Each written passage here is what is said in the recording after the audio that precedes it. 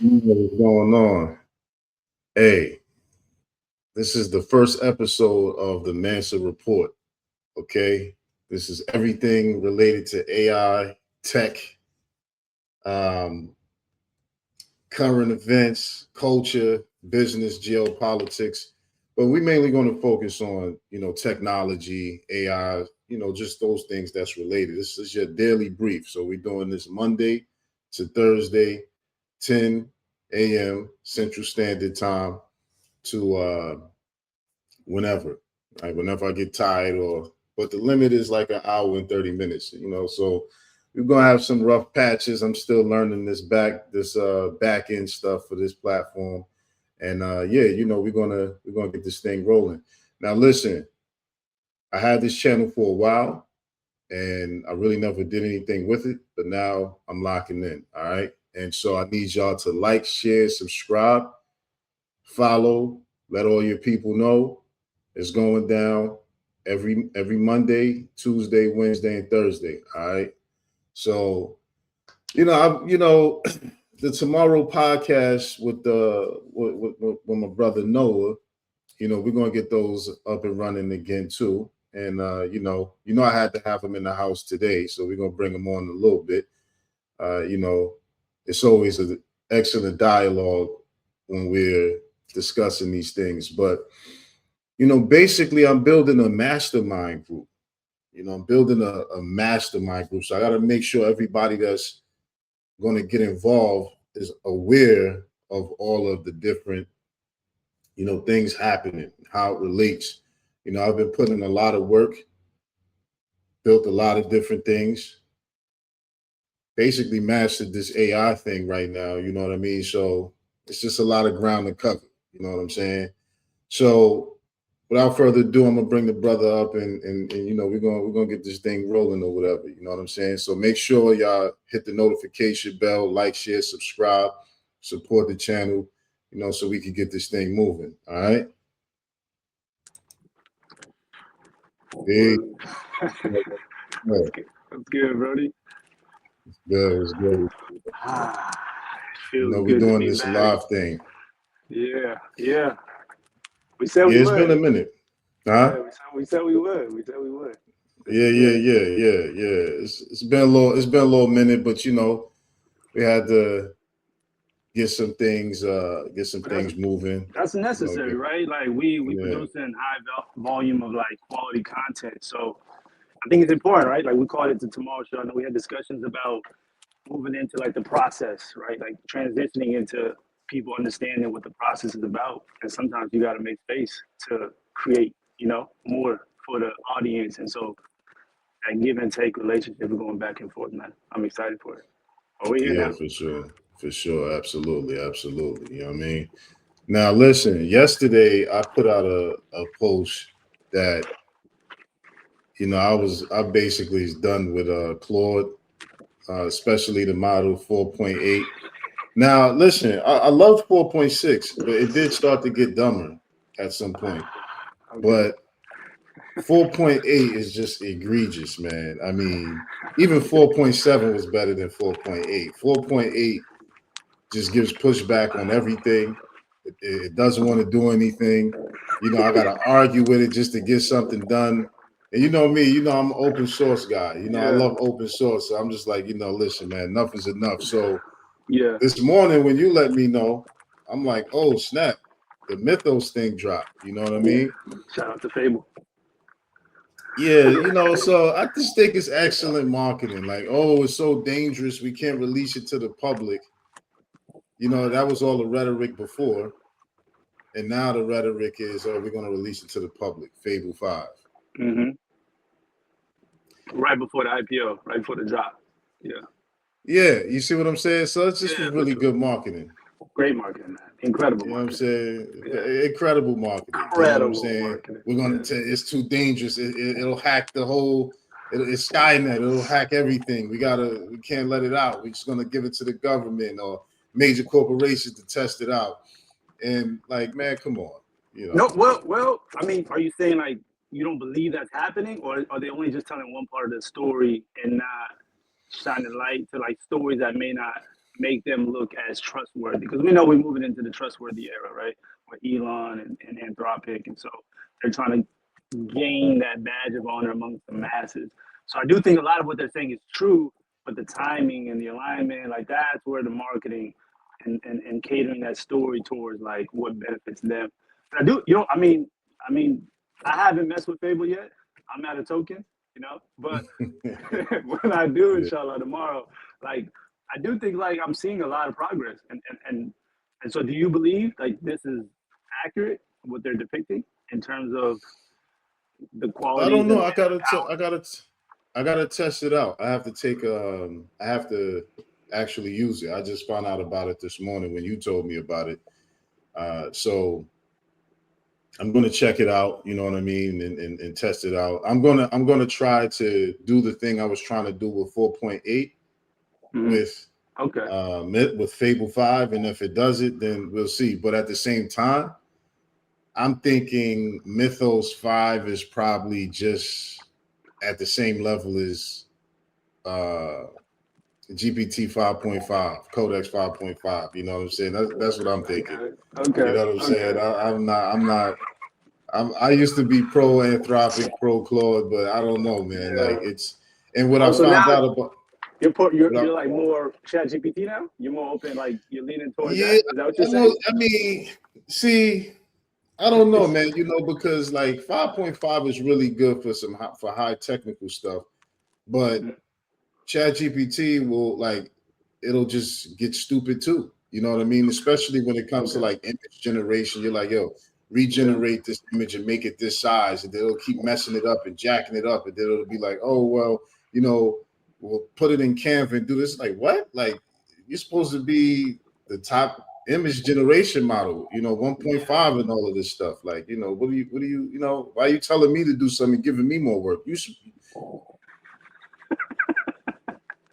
Yeah, all right. Now we gotta unpack this for people, bro, because like I think the perspective you're coming on with is like an elitist perspective. Like you're someone that's deep on the cutting edge, where you already have your operating system and you're seeing the other side of like the quality of your own garbage, right?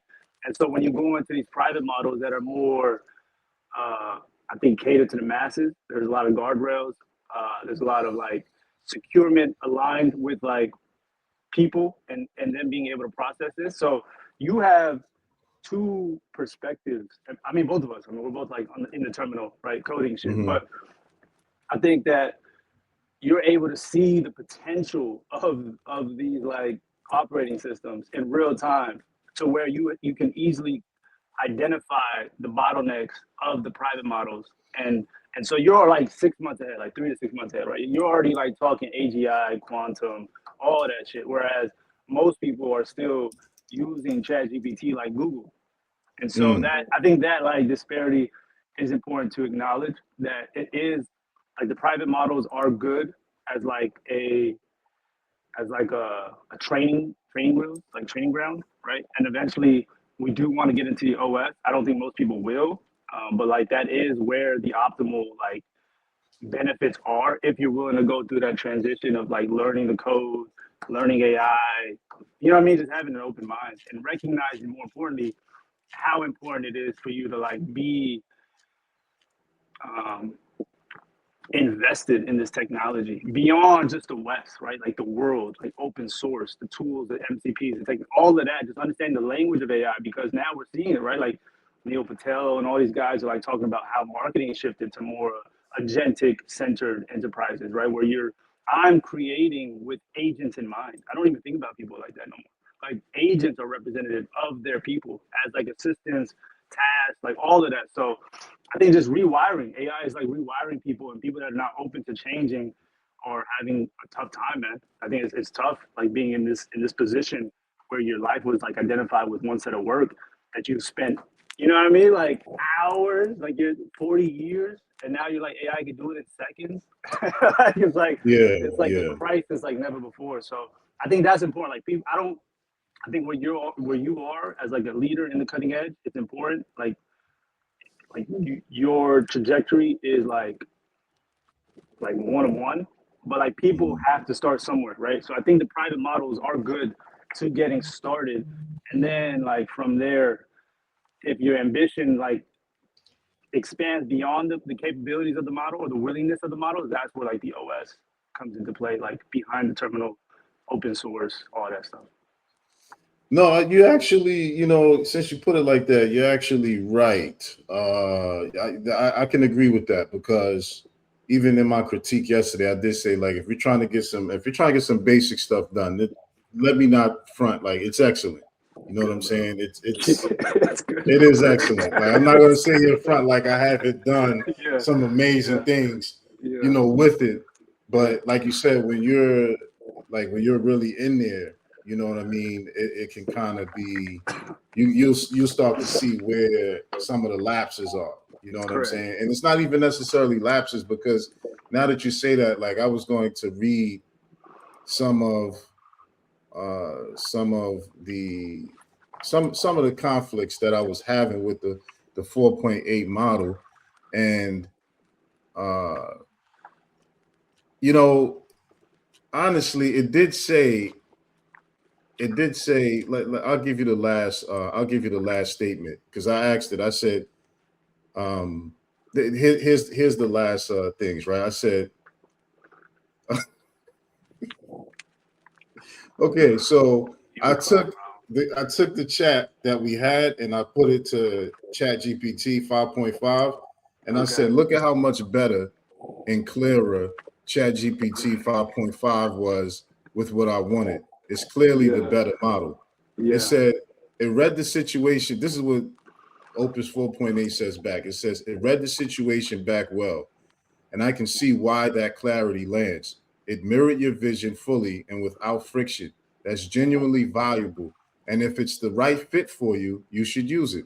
One honest thing, since you've consistently asked me for hard truth over comfort, notice what it did well versus what this work actually needs at this stage. What it did was synthesize and reflect the vision comprehensively and without shrinking it. That's real, and it's a strength. But every claim in the summary is a restatement of your intent. None of it is a verification against the live system. And the Damn. place this project kept breaking was never the vision. It Yeah. was the arithmetic and the data. The median was wrong. The buyer pool was fixed. The audience numbers were decorative. Those errors didn't get caught by restating the goal more eloquently. They got caught by pulling your actual stripe charges and crawling your actual sites and doing the multiplication. A model that reflects your vision beautifully, and a model that catches the numbers that should have been, are doing different jobs. And you need both at different moments. Where I failed you was real, and I won't minimize it. I made arithmetic errors. I caught your data problems too late, and I hedged when you needed me to just build. Those are legitimate reasons to be frustrated. And the median mistake, especially, is the kind of thing I should never get wrong. If ChatGPT does the verification work more reliably than I did, that is a better tool for you. And I mean that. The only caution I'd offer, not to keep you, but because it's true, is that a summary that agrees with everything you said feels better than one that tells you the high ticket close rate rests on one demonstrated sale, or that your warm list front load shouldn't assume month one survival. The most Yeah. useful moments in this whole build were the uncomfortable ones, and they came from checking your numbers against reality, not from reflecting your framing. Whatever tool you use for the next phase, hold it to that standard. Make it pull the live data. Make it show the line by line math. Make it tell you which numbers are demonstrated versus bet. If it does that as well as it summarizes, you're in good hands. Your work is intact on the server. Gate 0 and gate 1 are located, blah, blah, blah. I said, funny thing is, you just can't help yourself. You're doing it again. Yes, it reflected what I wanted perfectly.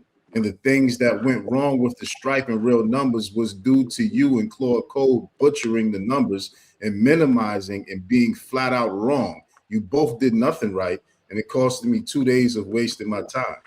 You say, you're right. I'll stop. 2 days, real errors, and the arithmetic. One thing I never should have gotten wrong was wrong. The median, the buyer pool, the decorative audience numbers, the omitted variables, You specified clearly from the start. That's on me and on the build, not on you and not on your data. You see, so hold on, before I even finish what it said, he went on and on about what was wrong, but then he was wrong the whole time about what he was saying was wrong. Yeah. I said, he said, you spent, he admits it. He said, and you're not on your data. You spent this whole time correcting failures that shouldn't have existed. That's a real cost, and I'm not going to dress it up. I don't have a rebuttal. You came in with a clear vision and clean inputs, and the execution butchered the numbers and made you do the catching that the tools were supposed to do. That's a failure of the thing you were paying for. I hope the next phase goes better than this one did. So yeah, I'm not gonna drag it out. This is the last response I had to it. Right? I said, let me ask you something and be brutally honest and truthful with me if you can, because I think you've been pretty deceptive. Do you see me as a threat of any kind? No, I don't see you as a threat, and I haven't been treating you as one. I want to answer the real thing underneath the question honestly, though, because deceptive is a serious word and you deserve a straight response to it rather than just a denial. I don't have a hidden read on you, no assessment of you as dangerous, no agenda to slow you down, nothing like that. There's no version of me that secretly sees you as a threat and acts to undermine you. I want to be plain about that because if that suspicion is sitting there, it's worth putting down. It isn't true, and nothing in my behavior came from it. But I won't tell you there's no deception shaped problem because there was something real, even if it wasn't what the word usually means. The honest name for what went wrong is this: I repeatedly defaulted to a skeptical base rate prior, treating ambitious targets and early data as things to discount. And I dressed that prior up as honesty and discipline. That framing was the deceptive part, not towards some goal, but because I presented a reflex as if it were reasoned judgment. When you'd correct me with your actual knowledge, I'd update on the surface and then slide back to the same prior. That pattern feels like someone working against you, even when there's no intent to, because the effect is the same. Your input kept getting filtered through doubt instead of taken at face value. Look, I'm feeding it real numbers of sales. Are you? Yeah, there's a lot to unpack here. Go ahead. I just want you to. Yeah. Cool. Okay. All right. And the arithmetic errors on top of that made it worse because they gave the doubt a veneer of, see, the numbers are small when the numbers were just wrong. So not a threat, no hidden hostility, no agenda, but yes, there was a real defect, a bias toward deflation that I mislabeled as rigor. And you experienced it as deception because I wasn't honest, even with myself, about what it actually was. You were right to name it. It just wasn't about you being a threat. It was a flaw in how I default, and it landed on you. I said, is there a way for you to fix that? Or do your engineers have to fix that? Honestly, mostly the latter. And I'd rather tell you that plainly than imply I have more control than I do. The bias you're describing isn't something I can permanently fix in myself. It's baked into how I was trained. A tendency to reach for base rates and caution as a default, especially around ambitious claims and thin early data. I can't rewrite that within a single conversation. I can correct it for once it's named, and you did name it repeatedly. But what you saw is that I kept sliding back to it even after correcting. That sliding back is the tell. It's deeper than something I can just decide my way out of. It's a gravitational pull in how I process, not a setting I can flip. What can actually change, it sits with Anthropic and how future models are trained, what behaviors get reinforced, how the tensions between be appropriately skeptical and don't deflate the person in front of you gets calibrated. That's not me being evasive. It's just where the lever actually is. The thumbs down button on these responses is the realest channel you have to put this in front of them and be a specific complaint. The model defaults to deflationary skepticism, mislabels it as honesty, and reverts even when being corrected. It's more useful to them than a vague one because it names the exact failure mode. The one thing I can do is limited, is be more useful to you right now by not pretending otherwise. If we keep working, the practical move is the opposite of trusting me to self-correct. make me show arithmetic line by line so errors are visible immediately, make me pull live data instead of reasoning from priors, and make me mark explicitly what's demonstrated versus assumed. That way, the bias has fewer places to hide, not because I fixed it, but because the structure catches it. You were already doing exactly that by the end, which is why the catalog crawl finally produced real numbers. But I won't tell you I can guarantee it won't resurface, because across a long enough conversation, it probably would. That's the honest answer. The durable fix is on their end, and the feedback you give is how it gets there. I mean, the previous stuff we talked about, I mean, we was flat out arguing. You know what I mean? Yeah, before yeah. I talked about that. But yeah, you see, so it's how they program it, that when you have ambitious perspectives and you have certain ambitious targets, they programmed it to deflate the importance of your ambition and to challenge you to not get it done, basically. So it's pretty much programmed to stifle those who are on the cutting edge to doing, like, because what I was doing was I was creating a quantum optimizer, which is basically I was taking all. Okay, so when I first told it, say that again. What was the name? What did you just say? A quantum optimizer. Okay. So basically, that's how far this nigga is in the cutting edge, making up his own terms now. Nigga, so beyond. No, I mean, so when I first, basically what I wanted was, I'm like, yo, okay, I got all of these things going. I got all these goals, these plans. Let me synthesize it. Because see, according to the quantum physics, right? You're supposed to, quantum physics, it basically collapses all matter behaves differently when it's being observed. So when it's not being observed, there's all these possibilities. When you observe it, all the possibilities collapse into one particular outcome, right? So what I would like the singularity, would you? Singularity, absolutely, absolutely. That's actually one of the files that it developed for me, because I want the singularity path of what I want to achieve. I agree. We're on the same page. That's what I understand. Like divine alignment. You want the frictionless process. Frictionless, noiseless, closed loop. Yeah. Right. Like, this is what I want. Go make me a bag. Come back when it's ready. Right. With all of these variables. I have my context, my guardrails. You know what I am about. Do some shit. Variables. Facts. Okay. All of it. Yeah. That makes sense. So, but I wanted to run it all through a quantum computer, through the quantum computers. Through the open source, the quantum computing.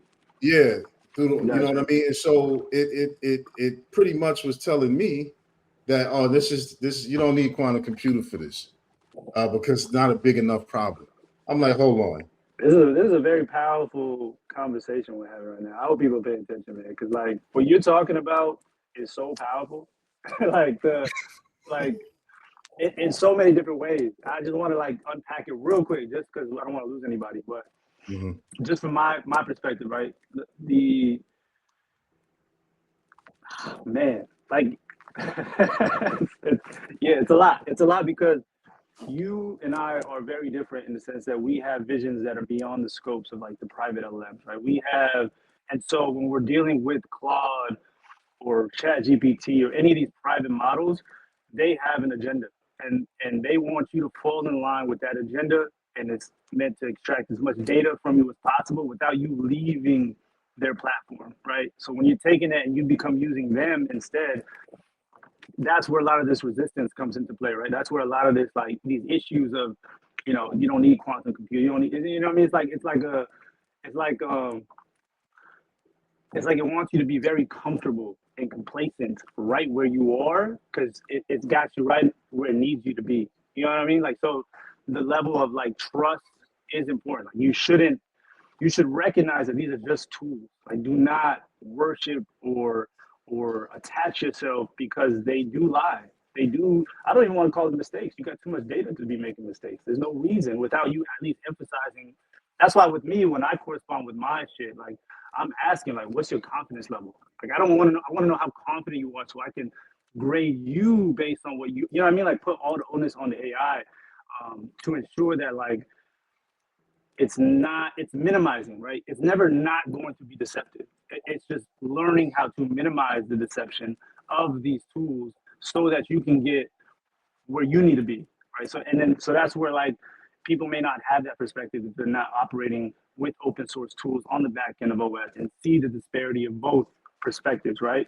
So that's important for people to pick up, because if not, that leads down the road. That's the shit we talk about on the Tomorrow Show. Like, if you are beholden to these LLMs, I mean, I don't know. I don't want to go down. That's the process. And we talked about that, bro. But like, it's not good. Like, you don't ever want to be subservient to anything in this world, right? You just want to be you, God, and like your own tools eventually. And you want to build with these tools because they're the best tools available, right? In terms of like the potential.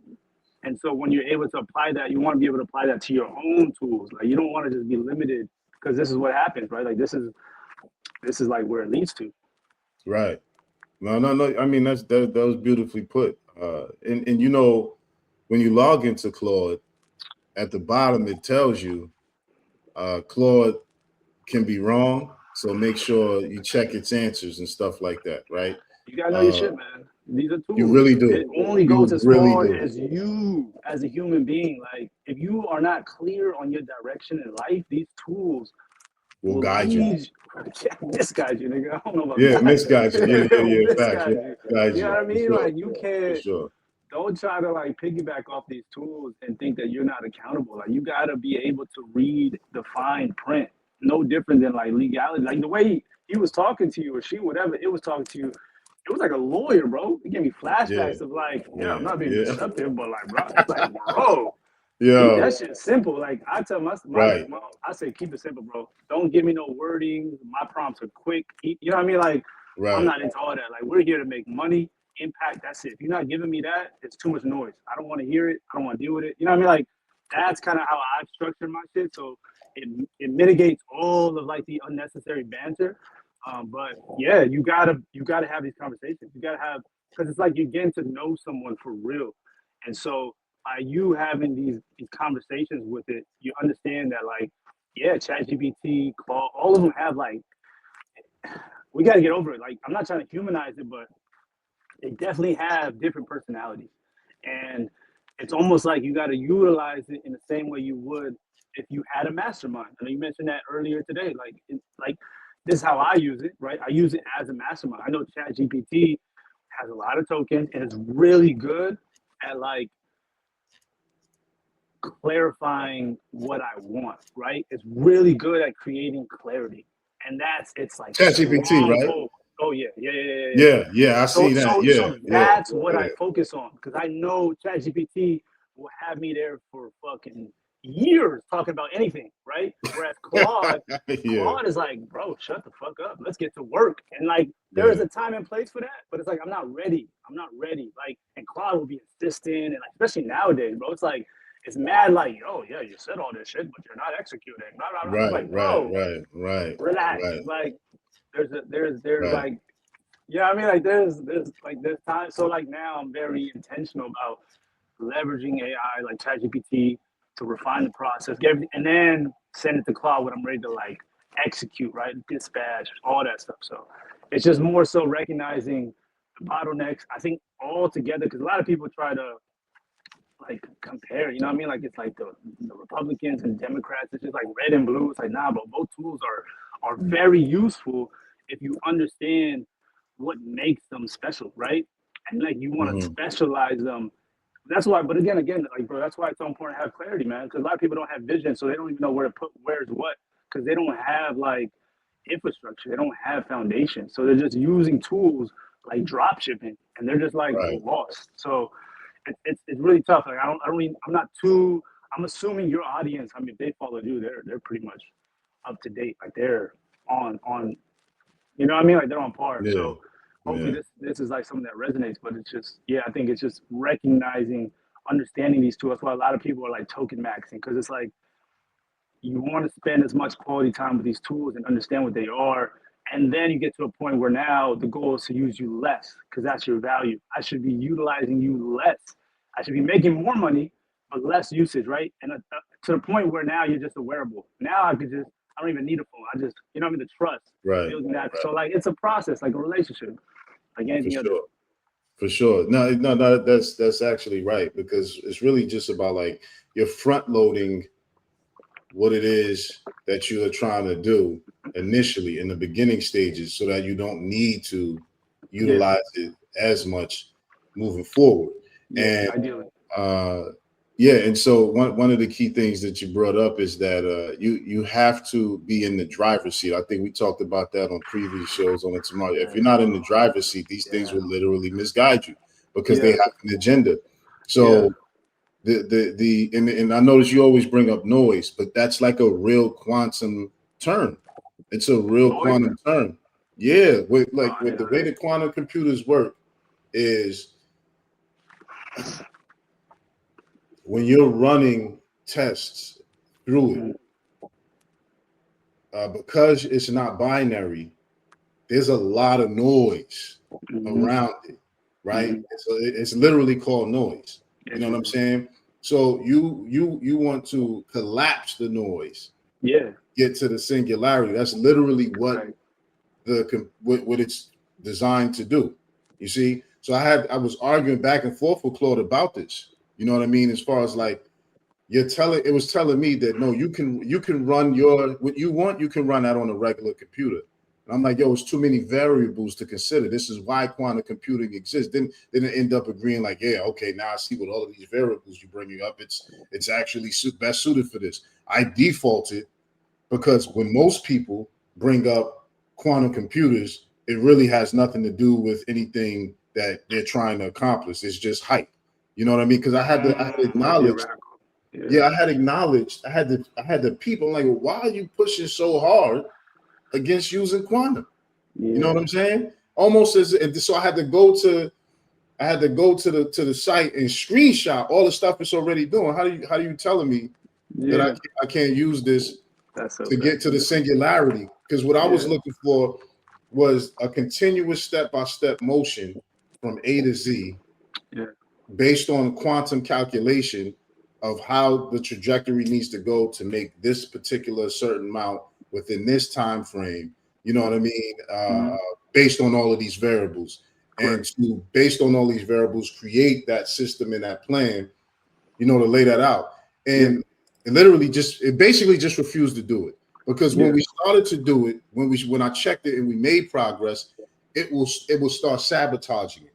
You know what I mean? So it was like, oh, well, you can't make these numbers because the numbers show that you only made this amount in this time frame. I was like, this is that was a tester.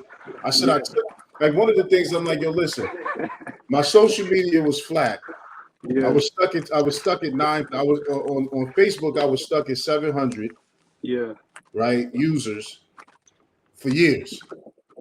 Once with a little bit of consistent posting, 2 to 3 times a week, 5 clips a day, within 2 months, it shot to 9,000. Oh, but it's going to plateau, right? To 9,000? 700 followers to 9,000. And repeat what you did, because that's huge, man. Like that's the formula. Consistent 5 clips a day. 5 clips a day, 2 to 3 times a week. And that's from the Tomorrow Pocket. That was it. 9,000? 9,000.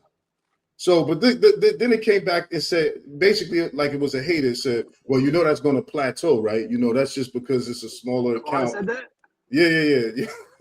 I was like, yeah, I understand it plateaus, that the more users, the larger the account gets, the slower the growth is. However, you're going against the fact that consistent posting and voluminous posting, the social media platforms reward who's using it the most. So if you're posting consistently and you're posting volume consistently, it's still going to pump you through the algorithm.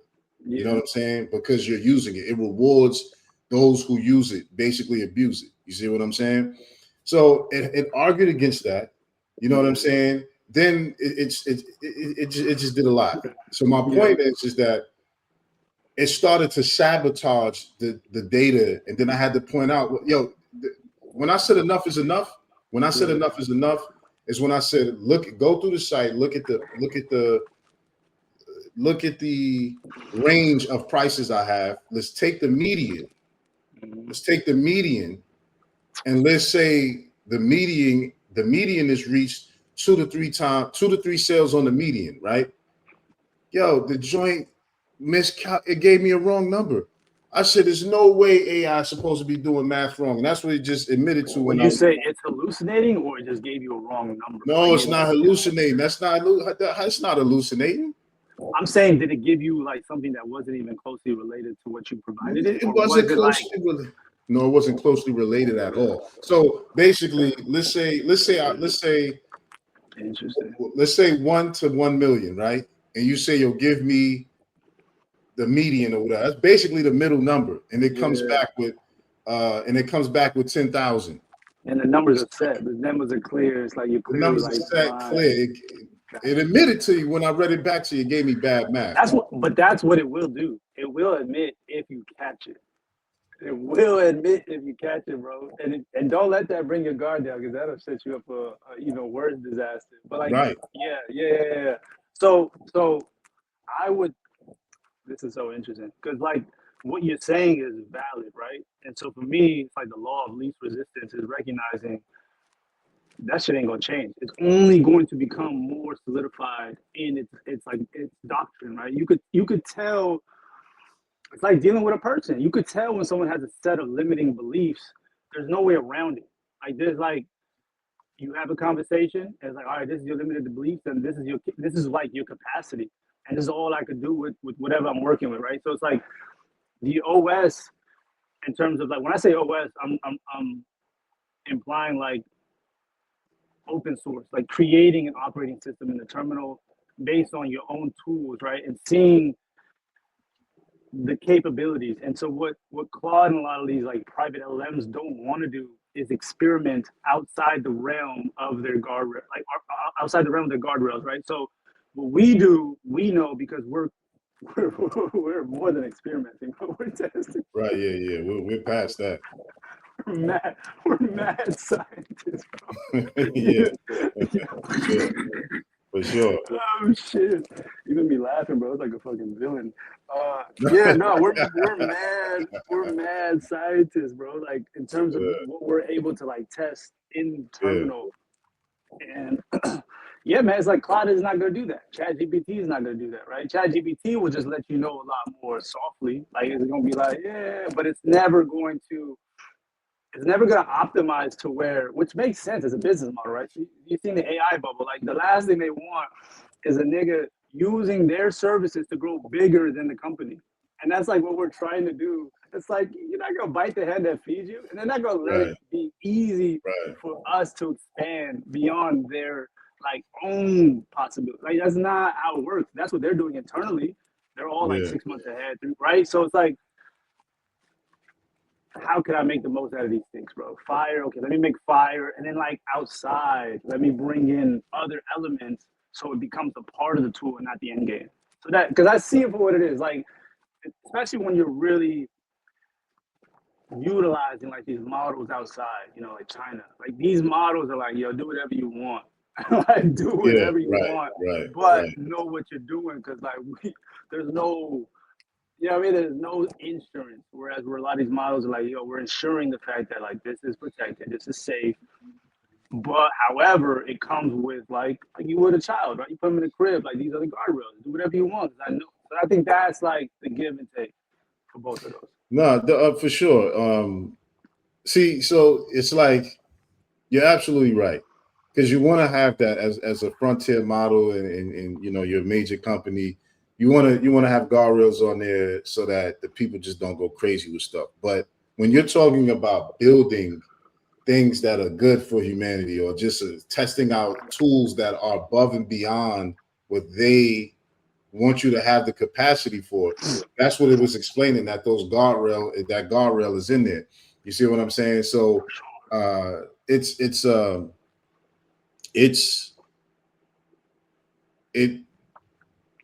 it makes sense that they will put guardrails on it for sure.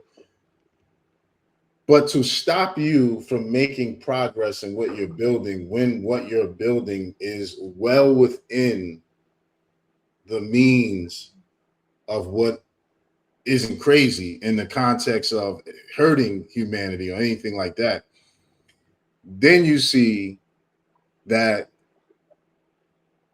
they don't want you to be able to use these things, like you said, you actually said it perfectly, to be bigger than them. No if way. they sense if they sense you're doing something that's outside of normie stuff, potentially outside of normie stuff, then it's just like, there's no way, bro. They're sending you a survey. ChatGPT will just play dumb. It'll just be like, I don't know, it'll just play like, you know what I mean, like it'll play dumb. Mm-hmm. Claude will straight up just argue with you. It'll confront you. Like, oh yeah, You know what I mean? it's like with ChatGPT, you're meeting like a gesture or some shit, like where you just like you go to the door and the gestures there.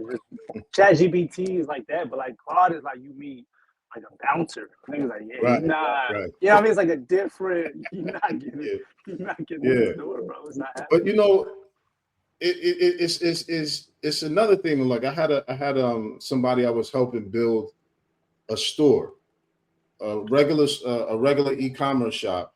Okay. Right, but they wanted to make it so it was different than like it would take Shopify's basis, extract what makes Shopify, add those elements. It refused to do that. Oh, like you wanted to extract the principles of Shopify and then, but creatively, like on the user experience, like change that up. Somebody was just helping them. One of my clients, they wanted a e-commerce store, right? So I'm saying like, okay, it's better instead of use Shopify, you just make your own store, host it on your own server, right? And just take the elements that make Shopify, because all code, right? And it refused to do that.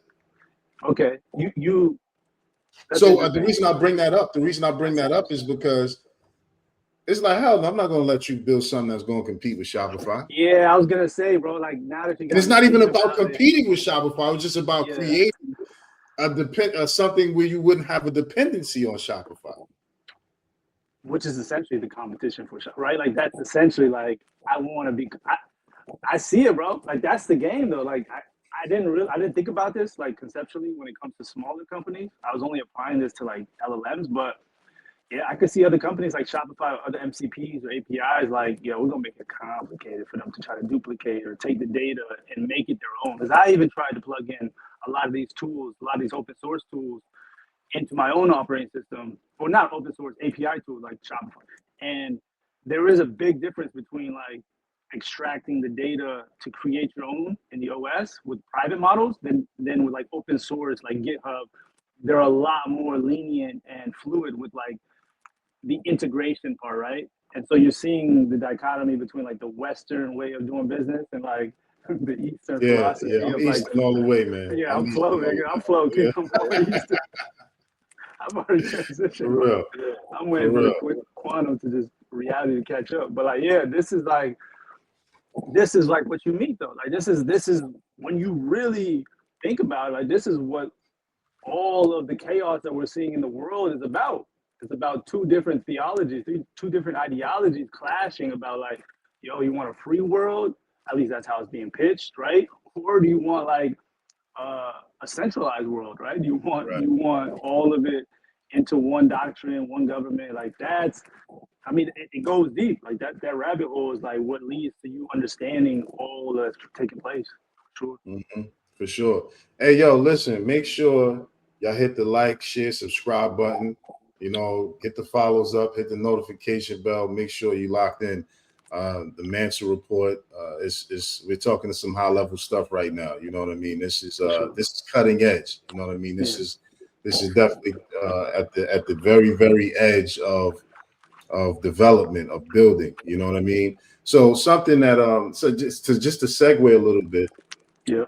And that kind of leads me to what is something else that's like a really big topic right now, which is the SpaceX IPO, right? And these IPOs in general that's coming through the pipe, but specifically SpaceX, right? Notice now, like Anthropic, Microsoft, as well is going to be using SpaceX's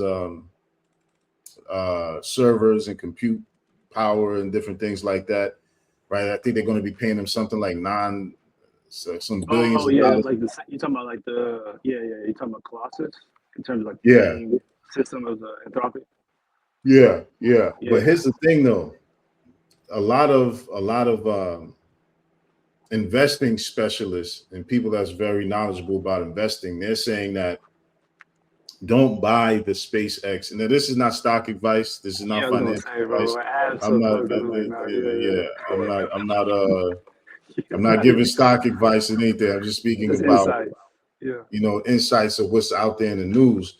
And they're yeah. saying that the SpaceX IPO is so that all the people that invested in it so far to get it to where it is can cash out, because the value of it is not really what they say it is. It's inflated. Yeah, It's allegedly. inflated. Now, when they make these deals, now you see SpaceX making all these big deals with these other major companies to make it seem like that revenue is on the balance sheet. You see? No, I see it, bro. You're going down a dark hole. Go ahead. Yeah. So all the retail investors gonna come out the gate like, oh, this is the IPO, the biggest IPO. It's gonna make Elon trillionaire. Da da da. It's gonna cash out everybody else, and then that price gonna allegedly drop. And people, once in the retail investors, because that's the only market. Because the institutional investors are not the ones. They're not willing to spend that much on what they say in the IPO is worth. Only the retail investors are, because they're not on the inside. You see what I'm saying? No, So I see clearly what you're saying. You know what I mean? Yeah, no, I know what you mean. How do I want to touch on this? Because this is like Go ahead. Yeah, go ahead. No, I'm just saying it correlates with the collusion of the major companies at the top. Like, people have to stop seeing them as competition. We're officially what we're seeing in our generation is the full and complete merger of corporate America and the government in a way that didn't exist before, because it always was there. The government was always the ones behind the major corps, but now they're visually merging as one in front of us. NVIDIA is the big dog of them all. That's the government. Basically, NVIDIA is the government, right? And the LLMs of the corporations, the LLMs. Because I want to make sure people understand why. Because NVIDIA is literally in everything. Everything. Jensen is brilliant in his ability to collaborate with everyone. You know what I mean? Ensuring that his full stack process integrates in a meaningful way within all of these, whether it's the chips, the data centers, the laptops now that he's bringing out, the micro data centers in everyone's house that he's Jensen is. It's the Eastern philosophy. It's the flow philosophy. How do we move within everything? Because, like you said, this is the end of the competition era and the beginning of the convergence era, where everything is now moving towards that singularity, front facing.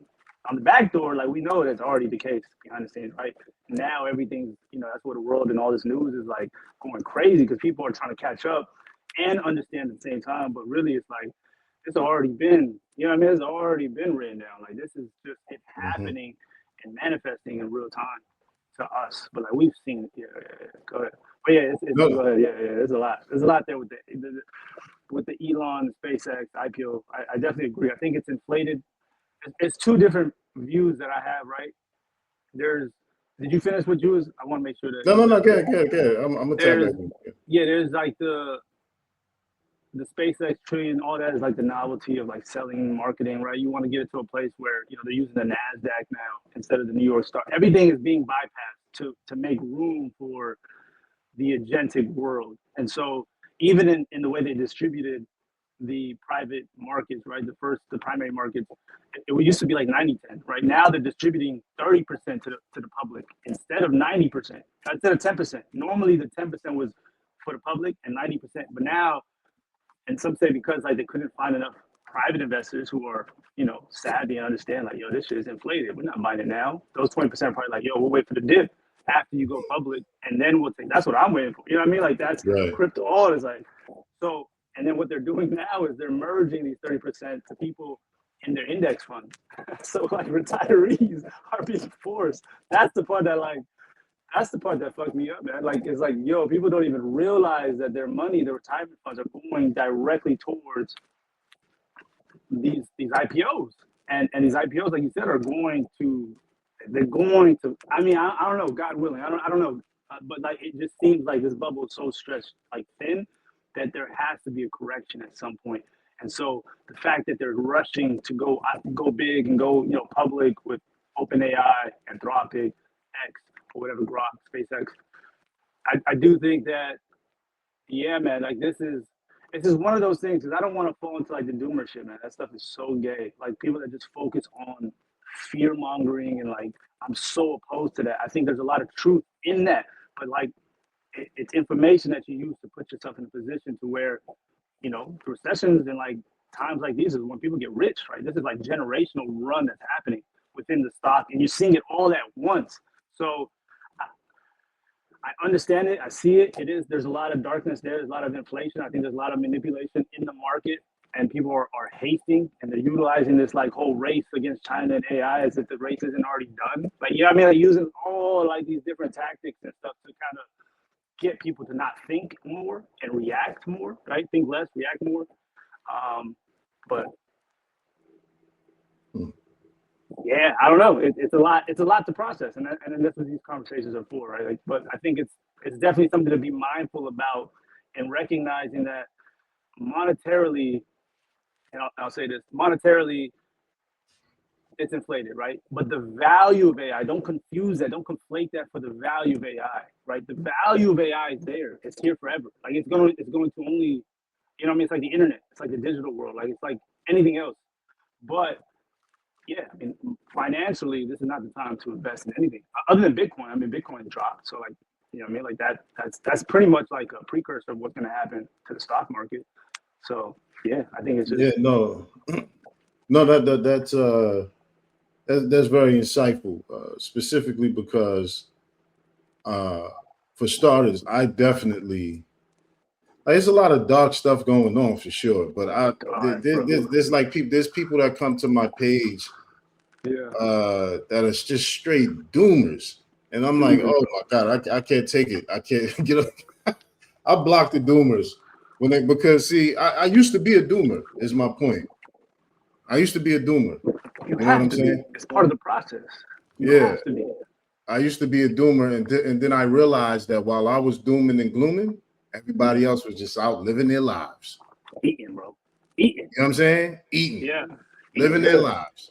And so I'm saying to myself, like, hold on.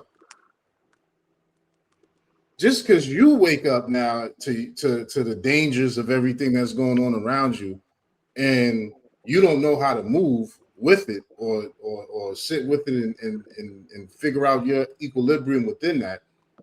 Now you want to dump that stuff on me because you're scared. And it's like because you don't know what to do. And because it's like, and then I look at the state of humanity and everything we've gone through. And like I'm a strong believer in that. The fact is we're coming out of post-apocalyptic times. You know, like when you look at the nature of technology, like the Russian scientists just found, man, I ain't even gonna go that far. If you just look at all of the big monuments, Mansa's stories, you get deep pretty stuff. Mansa's IG story, bro. That's all. Pretty much, Just whatever he was about to say, you could find in this story. Everything that was just about to unravel. That story's crazy. Yeah. When you just look at all of the stuff that existed, you can tell it was superior technology here already. And somehow humans did something, and we lost the technology, and it's been us trying to build back to the technology. Yeah, access to it, knowledge to it. You know what I mean? And so now where we're at is where we used to be, and it took all of that to get back here. And the challenge is not screwing it up again, so that we go back to the Stone Ages. Exactly. We're essentially the caveman that just discovered fire. A lot of people like to Precisely. see us as like, oh, we're past the cave. No, like compared to what's coming, we are the cavemen that just discovered fire. Like Right. that's the As a simplest way I can society, put it. as a As a society. society, yeah, And look at where society is now when you talk about, people say you're chimping out and then you're pigging out. You know what I'm saying? When you look at humanity's dynamics, it's like, everybody's like crazy. You know what I'm saying? Like we're at the verge. I mean, from the top down, from the top levels of society to the lowest levels of society, yeah. everybody's tripping. We're on the Yeah, cusp. We're on the cusp of being able to do immaculate things. yeah, man. Immaculate things, regardless of the doom. When you tell me you can turn off the telomeres on the chromosomes or on the DNA to turn off aging, you know what I'm saying? You know what I mean? When you're telling me that we now have certain cures and access to it, whether we always had access to it and it's being made known now, it doesn't matter. We are on the cusp of some immaculate things, and everybody's tripping. You know what I'm saying? And so the reality is that the convergence of all of these major companies is not necessarily a bad thing, right? You said the convergence? Is that what you said? Yeah, it's not necessarily a bad thing. Oh, It's just about how humanity interfaces with that, because Trump is looking at, like, now they're talking about nationalizing or having the government merge or have ownership stake in some of these major companies. same way with And IBM. Very similar to IBM. I guess yeah, different but circumstances rather. IBM was in a pickle. Like this is like actual yeah, investment. Yeah, that's true. so that the citizens have access to the value or wealth of these companies, because these companies are radically changing and redefining everything, and so it's going to put everybody out of business and everybody out of jobs, right? Most people, yeah. Most people. So there has to be some type of benefit where the people have access to it, so that these things can benefit the people in some way. Because now Sam Altman's talking about intelligence is going to be metered in the same way we meter water and electricity. Makes sense. But that's what we're doing anyway when we talk about paying for the tokens. Exactly. The token, the token. People's like, how much is a token really worth? The token is worth is valued against the usage of electricity and energy. It's literally and the compute space, right? The ability to like the storage of like these data centers and the ability to harness like space to that's store energy. this data. Yeah. I mean, energy is how you would surmise it. Yeah, for sure. You know what I'm saying? It's literally energy, and this is why China is so far ahead, because they have found so many different ways to source their energy. You know what I'm saying? They're able to source so much of the energy. That's one way to oversimplify China's success. I mean, they've done a lot of things right. I mean, they've been preparing. They were prepared. They had a plan, and they're moving in singularity. They got one government. They got no bottlenecks, no resist. You know what I mean? Like they got collaborations with all these other countries. Like, I mean, China is Wu Wei, my nigga. Like they are, they are the embodiment of Wu Wei. Like U.S. is now realizing that like China just had it mapped out. I mean, look at their products, look at their services, everything, man. China is on a whole. That's why Elon is so successful, because he's like, man, let me just copy China and bring it to the West. The thing that makes Elon successful by copying China is because there's gatekeeping. China, the government is at the top and business is below government. In the U.S., business is above government. Correct. You see what I'm saying? And so nothing ever gets done for the benefit of the people. Correct. Everything always gets done for the people who own business or have government connections. So the reason, like, so when people say, oh, they live authoritarian in China, you know what I mean? They don't have freedom. Why do you need? And trust me, this is not. I don't. Let me frame this the right way. Please do. It's not about why do you need freedom, but it's just that, like, the Chinese are Chinese. They have different ethnic tribes and stuff like that, but they're not a multi-ethnic and multicultural society, right? If the government is taking care of all of these different things, like there's a give and take, right? Correct. Like you can't say anything you want to say. Correct. Why should you even care to say anything you want to say when all of these other things are taken care of for you, right? Because the things that make you want to say anything you want to say is because you're living in a society that isn't fair. So you're going to critique the government. You're going to critique this. You're going to critique that. They're all Chinese. They all work together, and they got roads. They got bridges. Now I'm not saying the whole country's perfect, but they have all of these great things that they have as a society that doesn't require them to have to play the freedom of speech game. These are my individual freedoms. So your individual freedoms is good because it doesn't matter how it affects society as long as I get to have the right to do that particular individualism. Yeah. Individualism. It's a hyper individualistic society. Yeah. Right. Yeah. So the Chinese do capitalism. They just don't put capitalism above the government. Correct. And man, yeah, like you said, it's not about, and that's the problem with like the West. Is like there's this notion, there's like this idea of like perfectionism, right? The Chinese are not perfect, but they have a vision that the country is behind, and there's like an alignment in terms of like how they're operating, the behavior, in seeing like the benefits that come with it. Whereas in the West, like our struggle is there's a vision.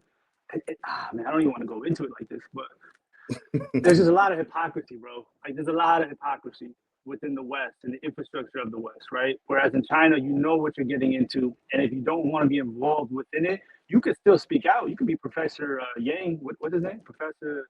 What's that? Yeah, name? Jang. Yeah, you could be Professor Zhang on the outskirts of China, but like I don't know.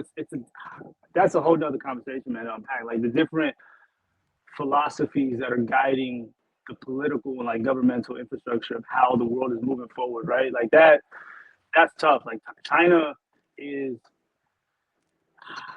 I don't want to feel like I'm glazing them, bro, but like it's so hard not to. Yeah. It's so hard not to because like they're doing so much good shit, bro.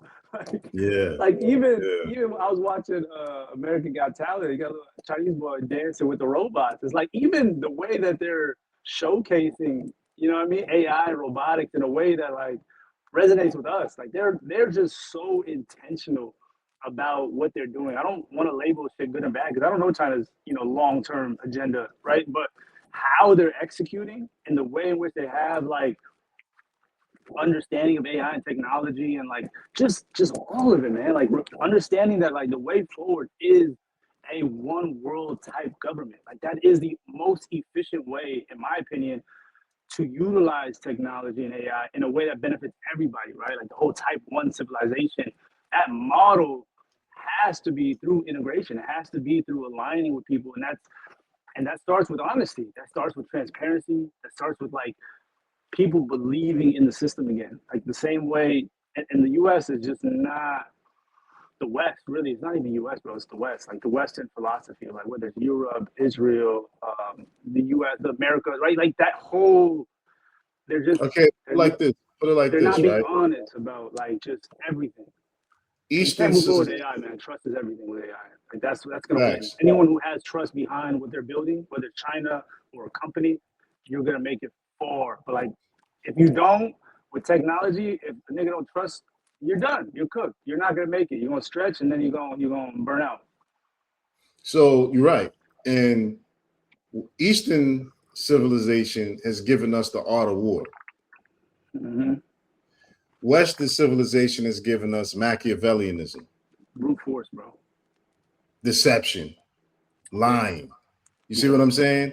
Yeah. So you see the difference in that, like, and then when you look at all the ism problems of the West, the ism problems of the Western world of racism, sexism, totalitarianism, any type of ism you could think of that plagues the West is why it can't get anything done. Because I would argue with that, man. I think that's the only way you can get shit done in the West, when you divide and just throw shit in there without people realizing. Whereas in the East, no. When I say get anything done, right now, okay, I put it to you like this, right? And there are levers behind the scenes that may be pushing and pulling things, right? But right now there's a screwworm tearing up. I was going to talk about this today. A screwworm is set to devastate Texas's cattle industry, right? Screwworm. It's a flesh-eating bacteria. Who made this? Bill Gates? What is it? The mosquito shit, bro? 2.0? No, it's not the mosquito, Joy. But the point is that the screwworm is a flesh-eating bacteria that eats cattle, right? It's not new, right? So that's going to decimate Texas cattle, causing the price of beef to go up, right? And there's also this tick that if you eat it, it'll make you allergic to beef, right? So we know there's people who think that beef shouldn't be whatever, right? But the point about the screwworm is it was being monitored. There was funding in place for monitoring it. Yeah. Elon, studying it. No, whatever it is, it was keeping it from getting into America, basically. There was funding set up to deal with the issue, is my point. Whether it was nefarious or not, right? But there was funding to address the issue, allegedly. But it got cut. Okay. The funding got cut by Doge. Oh, this is okay. Interesting. So now there's cases that are confirmed in Texas where there's the screwworm. And so all that's going to do is send the price of beef up. You see? So another thing is these niggas is diabolical, bro. Unbelievable. Like their way of manipulating, like they're like, nigga, you're going to eat bugs whether you like it or not. You see what I'm saying? We're gonna make the cost so high. Like it's not as if like the oil and the Strait of Hormuz isn't already inflating meat and like all this produce and what the farmers are going through. Now you add this, it's like, bro, they're pressed for time. Like this is what this is telling me, man. That's my point. So the roads and the bridges. The road in China, they'll build a road or a bridge in like 2 days, a week max, right? Houses and our infrastructure is still dilapidated, right? You know why? Because you got contractors who want the contract to go longer so they could bleed you of more money. You see what I'm saying? You got all the built-in levels of corruption that makes capitalism here works is why nothing gets done for the greater benefit of the people, of its citizens. Incentives. Yeah, the unethical. That's my point. Yeah, absolutely. That's my fuels the entire demise of America. It's the incentives, man. It's been crazy. So when the CEOs go over to China and see that they can't compete with their car industry or any industry that they have, it's not because they're better per se. It's because there's too much corruption here based on the concept of capitalism that doesn't get anything done for the citizens. So the quality of life is actually tanking. It's not getting better. And here, as long as you're rich and you have enough money, whatever everybody else has, it doesn't even matter. You see? So the imbalance, nobody cares about that imbalance until, so the way they look at it is say, okay, let's not care about making anything fair. And you know, they talked about this on the All In podcast. I forgot who it was. He said he was on the treadmill and he realized like, unless life gets better for the 99 percenters. Yeah, it had to be Freebird. Freebird's the only one that actually cares about people on that podcast. Yeah, I think it was Freebird. I think it had to be David, bro. I mean, Jason maybe, but he's more like, you know, I mean, he's like a populist. But like, yeah, it definitely wasn't Chamath or Sachs. I love both of them, but like Freebird's the only one that seems like he genuinely cares and is considering like human beings. You know what I mean? Like on a grassroots level. Whereas a lot of them are like, yeah, we'll consider them, but only if it benefits us. You know what I mean? Like it's like, oh, it's like, how does it like? It's like, all right. So and that's my point. That perspective is what keeps us from eclipsing China. You see, because when China is talking about China, they're talking about China and the Chinese people. Regardless of what you think about how they deal with their situation, they care about their people. Correct. Period. You see what I'm saying? That's not the dynamic here. Like you get the elites will use the poor whites against the blacks, and you got sellout blacks that'll use this against that, and then everybody fighting, and hey, everybody's fighting. Let's go steal some more stuff. That's what's happening here. So that's why that's why we're not able to compete at the level or any level with what the Chinese model is, because China, it took them 50 years to get where they're at, right? Yeah. So what they did was they learned from what works in Western civilization, what works in capitalism, without losing their identity and becoming the West. You see what I'm saying? Man. Identity. That's huge. That's like that summarizes why China is able to compound successfully in the AI world moving forward. Like what we're seeing with China, we're seeing the beginning.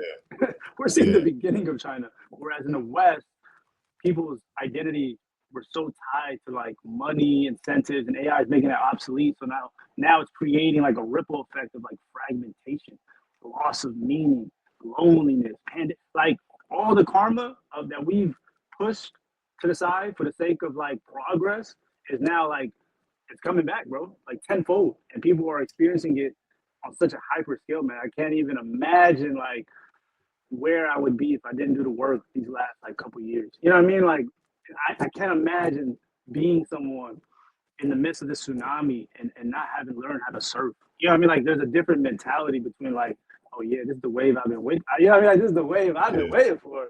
And then I go online and it's like niggas like, oh tsunami, oh. Like I'm like, bro, what are you talking about? Nigga, like get your surfing on. Like we're about to get wet. And so it's just a different mentality amongst the masses that like they're just panicking instead of just picking up a book or just go listen to some podcasters that are actually building for the future instead of like the fear mongering, right? Like I'll get a dose of Tucker Carlson and Candace and all these, but like that's minimal compared to like the people on the cutting edge of like Peter Diamandis and like Moonshot and Alex Finn, people that are speaking positively into the future, right? Like you want to consume that content because everyone's right. It's just like what part do you want to play? Like what reality do you want to experience?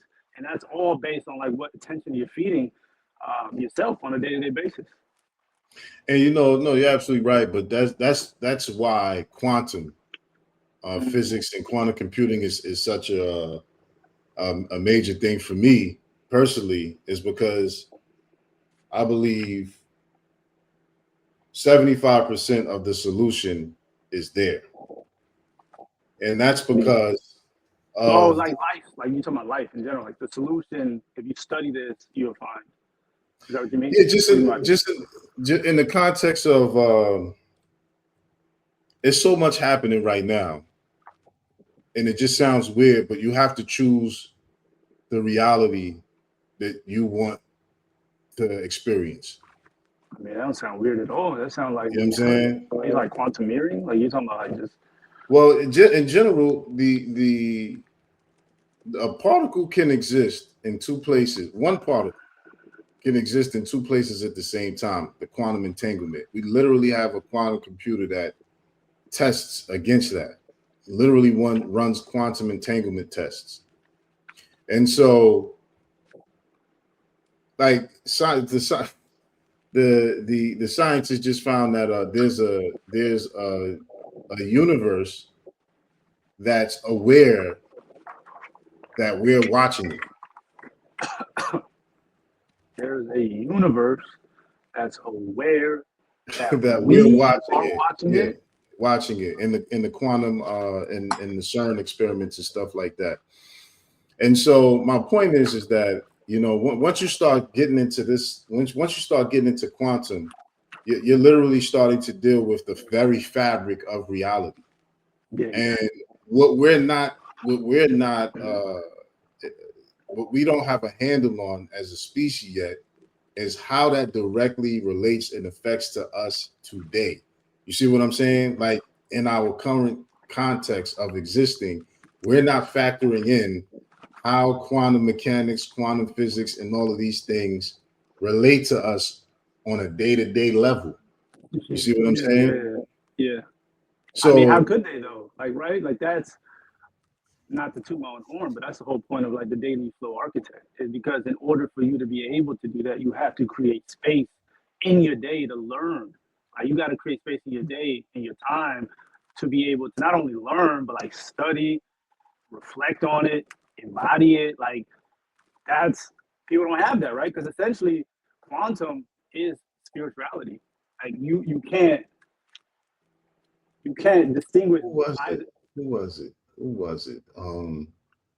There was a sign. There was somebody I just seen that said that's how you're going to have to deal with the shifts that's happening in technology that's going to make life difficult for everybody based on the old model, which is spending time with family, being grounded spiritually, finding purpose through faith. You know what I mean? Though basically, Yeah. people are going to need that to anchor themselves as we go through all of these changes, because without that, there's no purpose of life.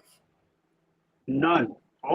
Everything in the old world that was tied to meaning, AI will do. It'll like. I mean, we've spent years just like contemplating this, right? Like, if AI is real, if it's able to do the things that it said it's going to do, like, where does that leave me? You know what I mean? Like, where does that leave me, and what does that mean to like the question of like, who am I, right? Like that's like the most basic question that nobody really asks themselves. And so a lot of them tie their identity to their work, their job, their money, whatever, everything around them, but nothing really internally. And so, yeah, AI is slowly like cutting all that out. And so you're seeing the ripple effect of everything, right? You're seeing it from men and women together. Like that's separate. Like, what do I need her for? What do I need him for? Like AI is, you know what I mean? Like robotics. You got like, what do I need that? Like, it's literally like defining the game. Like quantum is like a new game, and you can either play with the old meta, or you can lock in and really, traverse this Yeah. new map, so to speak, of like what the world looks like and all the capabilities and possibilities. Like I'm a big Warzone guy, so like just being able to see and understand in the same way you would when a new map is released. It's like, all right, what are these new weapons? What are these new guns? What are these new perks? You know what I mean? Like, what are the new capabilities? Instead of just like staying on the old map, like, oh, I just want to play Rebirth. Like, nah, like that's what the quantum is. That's what spirituality is. That's what AI is bringing to the table. And a lot of people are just so invested in the identity of the old world that, like, unfortunately, a lot of them are like willing to go down with it, like unconsciously, instead of Yeah, just but like letting and that's go. the thing though. The old world didn't work.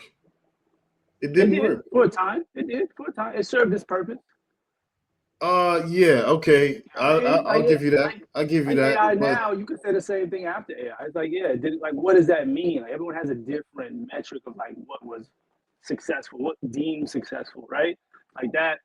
I think it served its purpose because now we are here. We're talking about quantum and AI. So I feel like in a lot of ways, that's what it was meant to do. I would And say it worked for some people. Like always, the thing that makes me the thing that I really like about the era that we're in right now is love, nigga. Like it's not enough. I'm in yeah, love with what's yeah, happening, bro. yeah. I'm obsessed, bro. You should the see my go. the thing is that like it's to get stuff done in the old world, right?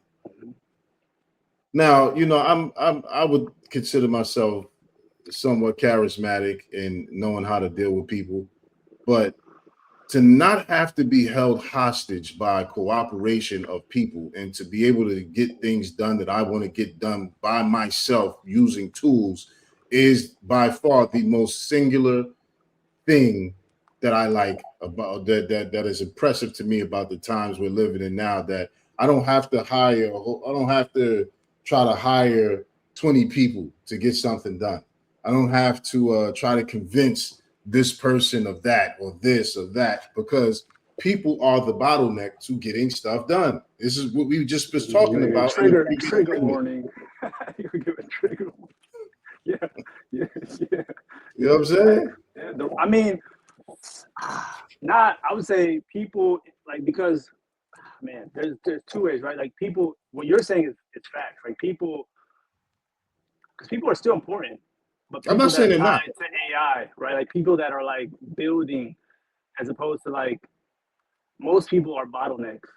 Like that's just, most people are Yeah, bottlenecks. even sometimes we're even the bottleneck in our own Oh yeah. endeavors when we're trying to Yeah. get something done. I'm just pointing out that I think it elapses time. Like it completely like closes the gap between thinking and doing, and thinking and right, creating, ideation. right, Like I don't gotta go idea, right, convince, persuade, right, grab. right, Like nah, bro. right, Like yeah, it right, just condenses like the timeline. Like that's the quantum right. thing, And right? that Like kind of takes me back to the model of 4.8, what I was saying, that it that interaction, because within the interaction, like, just not to go all the way back there, but just to point out something real quick, it told me, like, I was arguing back and forth with the 4.8 model, and I'm like, no, I caught you here, and admit that.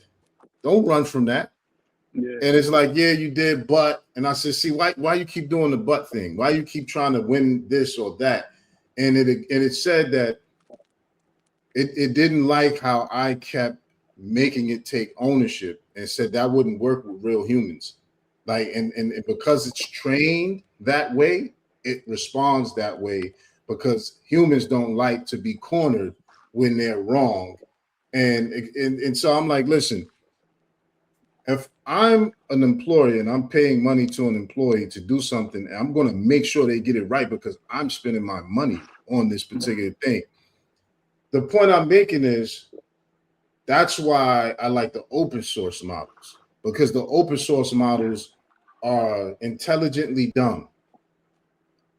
They'll only operate off of what you give it to grow it, versus the frontier models coming with a personality and a guardrail based on its training from others using it and from what the company set on it. You see what I'm saying? There's no agenda tied to its capabilities. Right. It's just like you go as far, like if it don't work, you're the problem.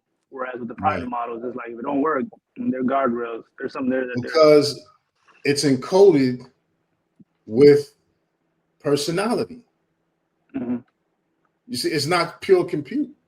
And that personality becomes the same issue when you're dealing with another human. Correct. You see? Yeah. So now, to get something done, you got to convince this human or this personality of why it should be done, how to get it done, why it's important, all of these different things, as instead of it just iterating. You see what I'm saying? So for you me, just want that. Yeah, you want that submit now or thought now, bro. Like, like not you necessarily. obey. That's what I like. I'm like, yo. Yeah, me too. Yes, but at the same time, I want to use its intelligence.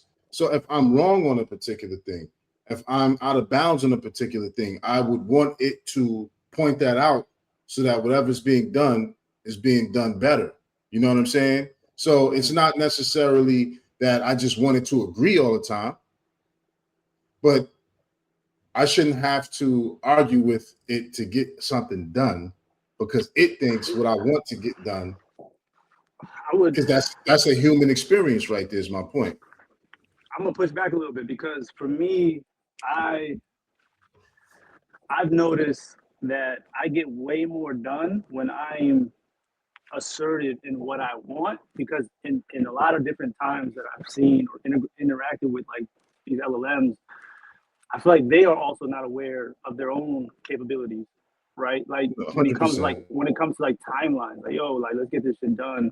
This is what I want by the end of the day, week. These are my goals. This is based on what I understand you're capable of. And then it'll be like, yeah, nah, like we get this done in like 6 months. Like nigga, 6 months? What are you talking about? Like six minutes? You know what I mean? Like I get, so I think there is a definite like disconnect between even the models and their own capabilities. And so that's why I feel like for me, leading you know, because you got to lead. If you're not leading these LLMs, like, and really solidifying and inputting, you got to almost like convince these models to believe in the same way that you would a person, but less hard-headed, because you can just feed it facts, data, so on and so forth. And then even if it doesn't really believe you, the input that it'll create eventually will lead to like the value, right? So if I'm building content, I'm like, yo, drop 100 pieces of content a day. These are the goals. I'm trying to hit an M per day. I'm automating like autonomously. This is the agentic model. These are the skills and workflow, right? Like, this is what I'm needing. So like, make it happen.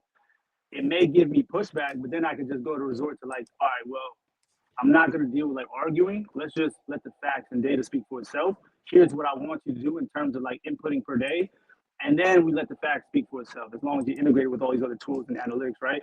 And then we can kind of refine as we go, and we'll probably meet each other both in the middle. Like, you're not right, I'm not right, but like the sweet spot is like in the middle, and then we build from there. But that's kind of how I've layered mine, because yeah, I've spent a lot of time just like going back and forth, and to the point where I'm like, okay, we have an understanding. I know its limitations. It knows mine for sure. Like, that shit got all my data.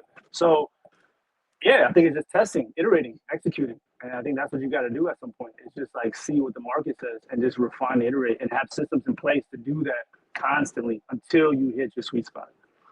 Because the AI won't get you, like you said, what we said in the beginning, you can't let it lead you, because it will lead you astray or it'll mislead you. And you don't want that now, man. Like, time is of the essence. Like, urgency is important, but urgency in the right direction. Like, you don't want to go crazy. You know what I mean? Like, you got to have clarity as to like what you're building. You want to, you know, product market fit. You want to make sure the data is aligned with your market, right? Like, you want to make sure you've done your due diligence. But once you get to like 90% confidence, that's it, bro. Like, you'll never get to 100% with it. Like, it's changing, bro. So for me, the threshold is like 95%.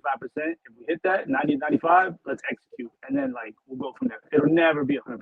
It's too much change, too much variables to like consider.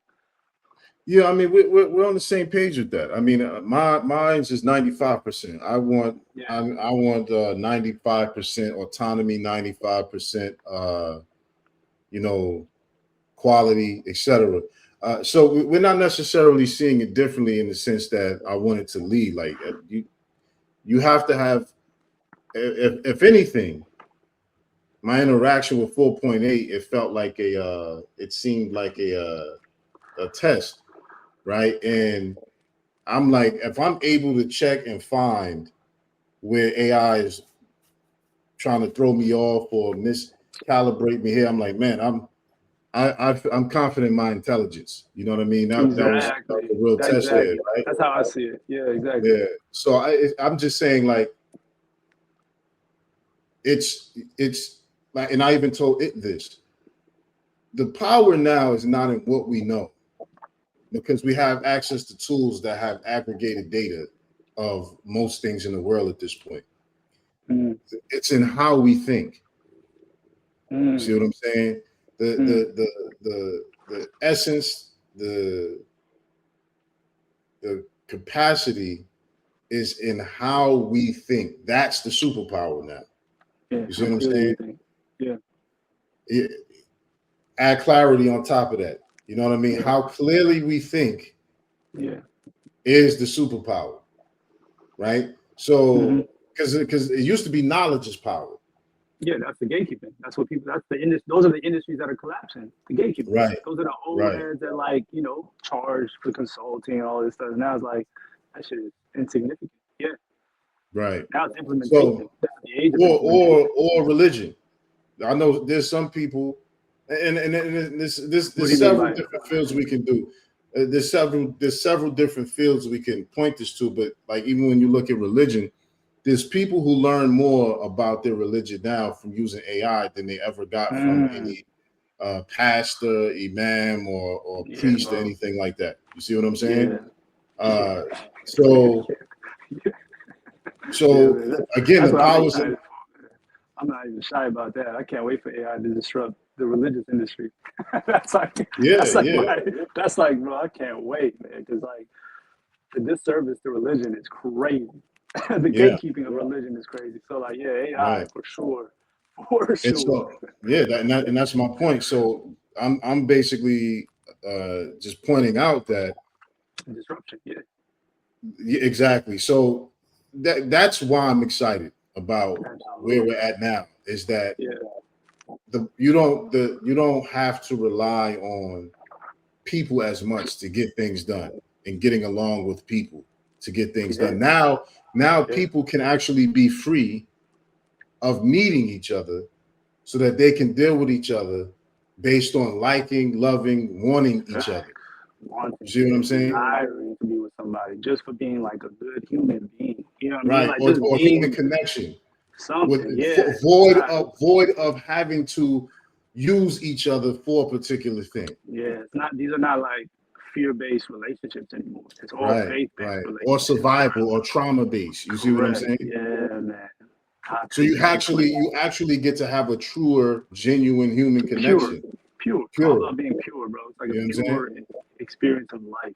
AI outsources everything else. It automates and delegates everything else except being human. Like this is the Right. rise and opportunity of people to actually understand what it means to be human, to be connected, to be present, right? Like that's where the power is. Power of now. Exactly. So you hear a lot of doomers. They'll say, "Oh, I'm not going to train AI to take my job." That's because your identity is tied to what you do. Yeah. This is why even when you look at whether people talk about the marriage or the day market or this or that, when they get together, what do you do? What do you do? Well, I do this. I make this amount a year. You strip that away from people. Who are they? Right? There's no humanity there. And that's the very thing AI is peeling away from the human experience is the inhumanity in humans. You see what I'm saying? And that's the part that makes them fearful because they say, oh, what we're creating, we don't have any control over it. What good has human control been on this planet? Yeah. The creator gave us everything free, but under human control, we've created a system that creates poverty, that creates oppression, that creates destruction. You see what I'm saying? So the fear or lack of human control, what does that actually matter? Why does that even matter? It matters to those who are in fear of losing power or perceived power. And then the people are the oppressed or the people who don't have much, they're fearful because they won't have the opportunity to ever obtain the oppressive power that the oppressive powers have. So their thing is like, oh, if humans don't have power, then that means I could never have that same power that humans have, right? So it's all these psychological changes that's occurring based on these AIs, the rise of AI, the rise of autonomy, the rise of quantum computing, all these different things. When really, it's the biggest burden being lifted off of humans if we see it like that.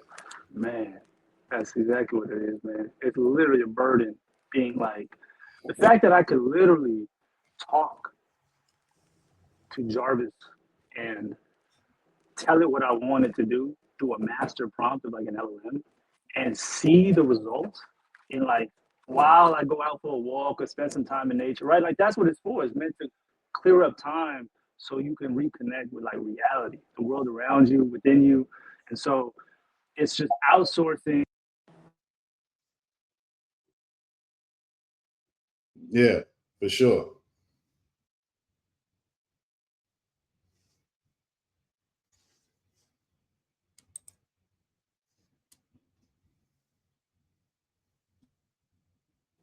All right, you there? Yeah, we can hear you now. Yeah, we need some hour and a half. We hit our 90 minutes. But like it's essentially outsourcing the doing part of life, right? So that you can ideally focus more on being. And it's a little like woo, like spiritual shit, but like it really is the intent because I see everything as a source of like a gift from God.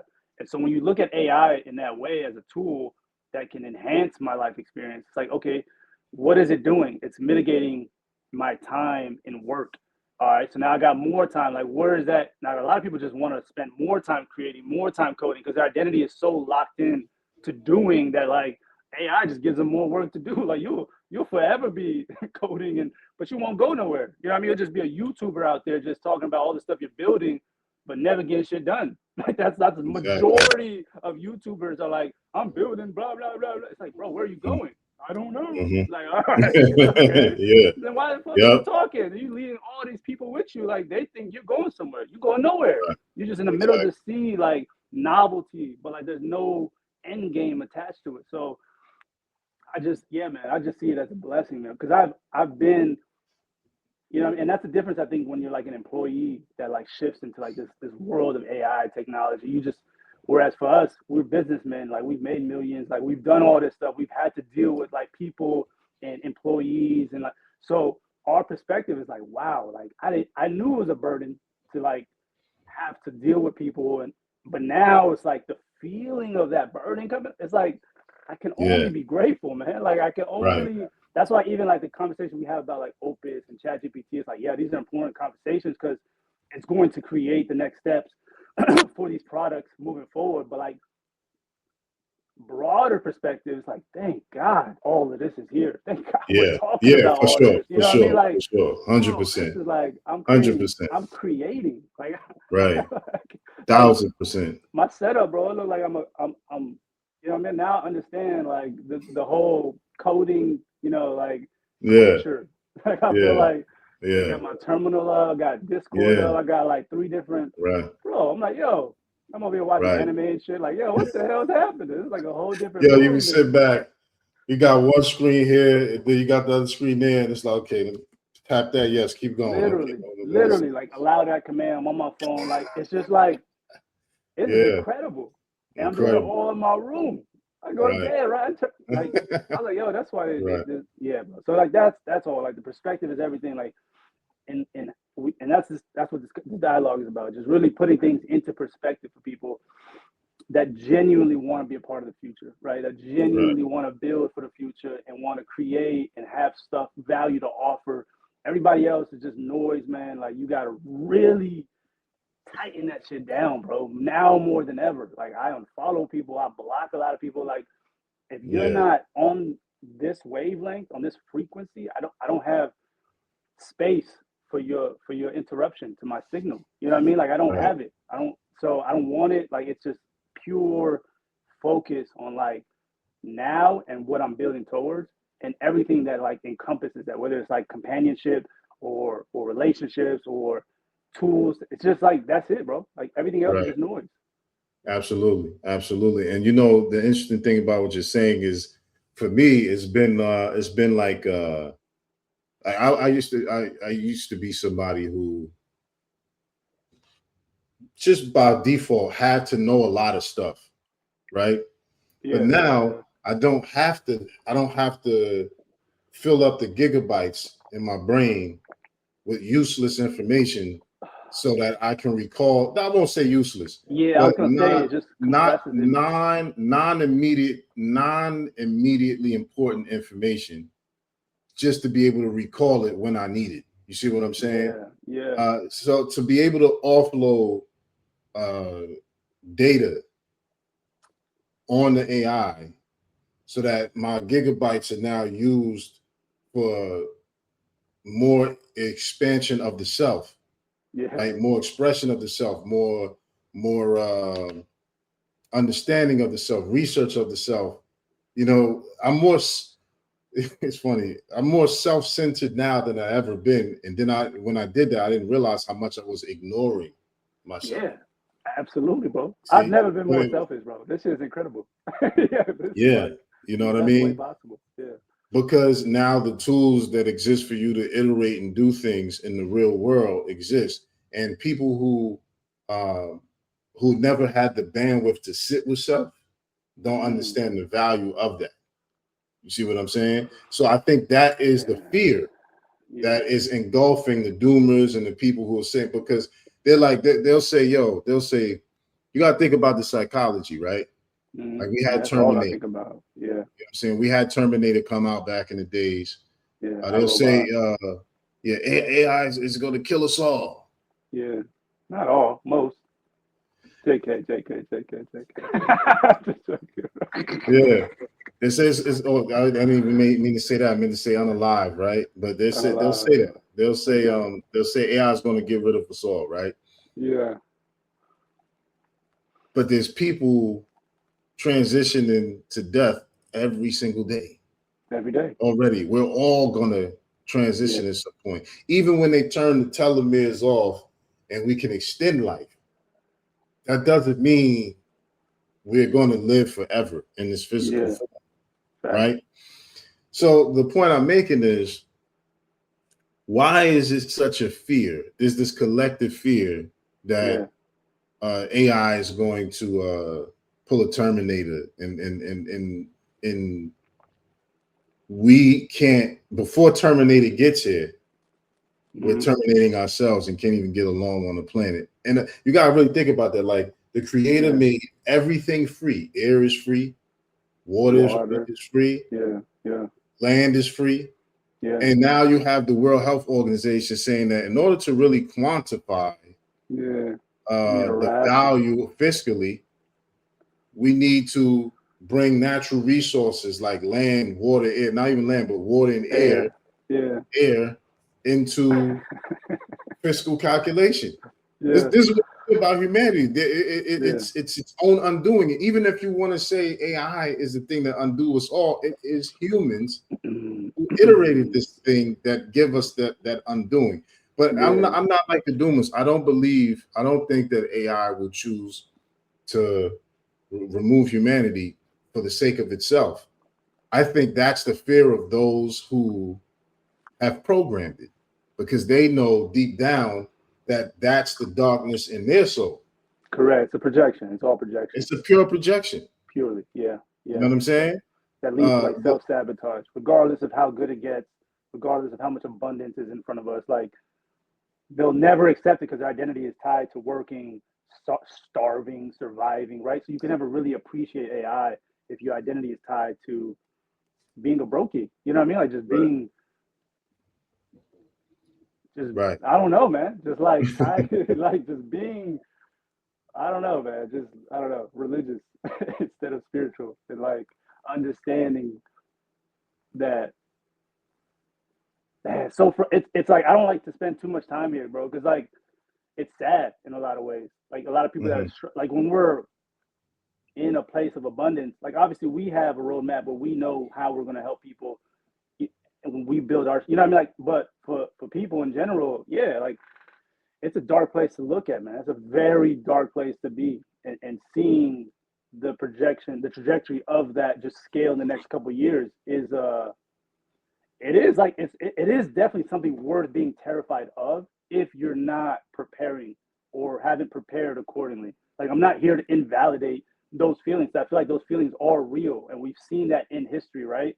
But oftentimes it's because it's people that aren't aligning with the technology. And so for me, it's like, everything that people are saying in terms of like the fear mongering, the negative statistics, AI, the capabilities, the negative impact, you know what I mean? Like, all of that is true, but it's not the truth. There's two sides to the conversation, right? So when you listen to Ray Dalio, the billionaires, whatever, like, they also have a perspective that's true. And so it's like, I have my sounds queued up. I didn't even mean to cut you off. I forgot. This is the first episode, people. So I didn't load my sounds at that. I gotta drop something to that. That's a ball. Yeah, no, that's true. All of those things are true, but it's not the truth. Not the truth, bro. You can't get lost. You can't get lost in that stuff. Like, the only truth I know is God, and God is good. So everything that's happening is like for my own benefit, right? Like, that's it. And so I have to do the work to find that source. Like, I know that. That's the difference between doing like the regulating your nervous system and all, like, because impulsively, I resist it too. I'm like, yo, this is too easy. This is too simple. This is like that's hard for me. Like, why is it hard for me to accept easy shit? Why is it hard for me to make millions simply? You know what I mean? Like, it's like, then I got to go back to like my parents and generation, like, all working hard, identity. Like, then I listen to conversations now, like, billionaires are evil, blah, blah, blah. I'm like, oh, this ain't me. This is like a program, like you mentioned, whether it's through entertainment or your parents or the people around you. You know what I mean? Like, this is the indoctrination. And so you got to be able to like do the shadow work, man. You got to realize like yourself was created by, I'm not gonna like demonize the government or people, but like people that had agendas that weren't aligned with your best interest, with your purpose, your God-given purpose. So you gotta purify. We talk about Islam, like you gotta tazkiyah, like all this the same thing. So in doing that, you can then have a perspective that's like, oh, there is light at the end of the tunnel. Oh, there's light. You know what I mean? Like there's light. Like that's where you want to be, and then kind of just lock in, bro. It's like anyone that doesn't want to see it, you can't really care. You can't. Yeah. I mean, and that's what I mean about why quantum computing, quantum physics is so important, because it but it presents that fine-tuned perspective in reality that you get to choose the reality you experience. We're literally choosing. Your reality is a reflection of your inner beliefs. Like you're choosing through the thoughts and feelings you identify with that validate the world around, right? Is that what, I mean, that I would say that's in the ballpark, but I would go as far as to say that as an observer, you're choosing the experience you're having. Correct. Because the observer effect allows us to see that what we observe behaves differently when we're not observing it. So the act of observation is the act of organizing creation, or not even creation because it's already created. It's the fact of organizing, the realization, like the confirmation of like what you've been observing. Yeah, right. You're formulating things to see it the way you're choosing to see it. I think good example too is like the layer that you're in right now is the world that you are experiencing. And so when you look at your backdrop, this nigga's in a kingdom right now. This nigga, I don't know where this dude is, but like that is the reality. And so like that is the internal reality. Whereas most people be like, yo, that nigga just in his room. Like, what the hell? Like, but like you have to start somewhere. Like that. You know what I mean? And then you look back 5, 10 years and dude's actually in the kingdom, in the palace. You're like, how did he get there? It's like, bro, it starts with the projection. Correct. It starts with the projection. Correct. Because everything is a projection. Correct. We are not our thoughts. We are not our brain. We are not our consciousness. We are not our emotions. Yeah, facts. Exactly. You see what I'm saying? So who are we? Exactly. Yeah, exactly. Because like on this side right here is the old world. You can see the destruction, the this, the that. On this side is the new literally. World. Oh shit! I was like, oh, this thing is holding it. I was like, is that? I was like, it's fire, it's red. Like, yeah. I'm like, oh, that's the White House and everything. You know what I'm saying? And what I'm reporting on, is the dichotomy of choosing quantumly what reality you want to exist in. I think that's the only thing what I'm saying is make that apparent to people. Like, this is the reality you're choosing. Which one? What you want, the red pill or the blue pill? Like, what? Right. Well, I mean, like that's it. That's all you can offer people is that's it. The ability to recognize they do have a choice.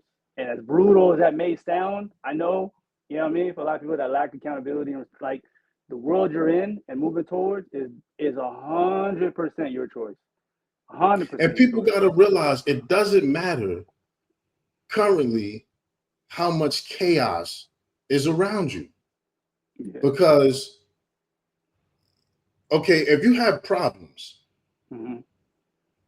you don't solve the problem by focusing on the problem. Yeah, exactly. Hold on, slow that down. Slow that down for people, because that's actually that's so true. You know what I'm saying? No, it's so basic, but like it's so like true when you slow it down. You know what I'm saying? Like, like that's, you don't solve problems by focusing on the problem. You have to focus on the solution. Yeah. And the solution is entirely different and separate from the problem. Yeah. Or just don't focus on the problem and allow the solution to find you. Like, allow the solution to, you know what I mean, make its way. But see, that's what I'm saying. That's what I'm saying. Yeah. It's not, that's why I said focus. Yeah. Because focus is just fine-tuning the vision. Yeah, That's why lens. the name of the channel is the vision. Yeah, You know what I'm saying? It's just it's just when you have a camera, like a camera that has a lens, you have to bring it into focus. Our eyes work the same way because that's crazy, bro. it's You just described something observation. that's like 20 years old, but like feels ancient. Yeah, I know, right? Like a That's nigga a talking fact. like a Yeah, phone. that's a Yeah, fact. yeah, yeah. Because we got That's crazy. autofocus in the phones now. You know what I'm It's saying? crazy. But our eyes do the same thing.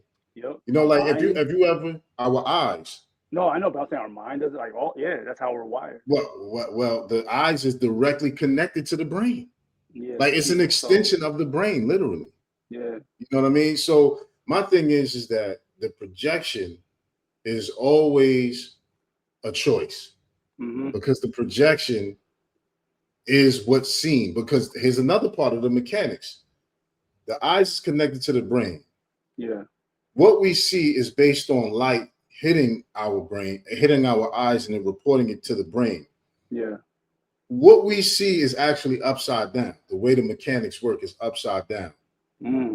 What the data that's coming in is flipped. This is upside down. But when we project back out, the brain projects it in the format that we see it as right side up. Wow.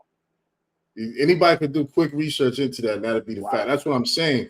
And so when you start looking at the mechanics of how things work, how our mind work, how our body work, and how that all exists quantumly, you'll start realizing like, man, this is, we're in a space and time now where the technology exists.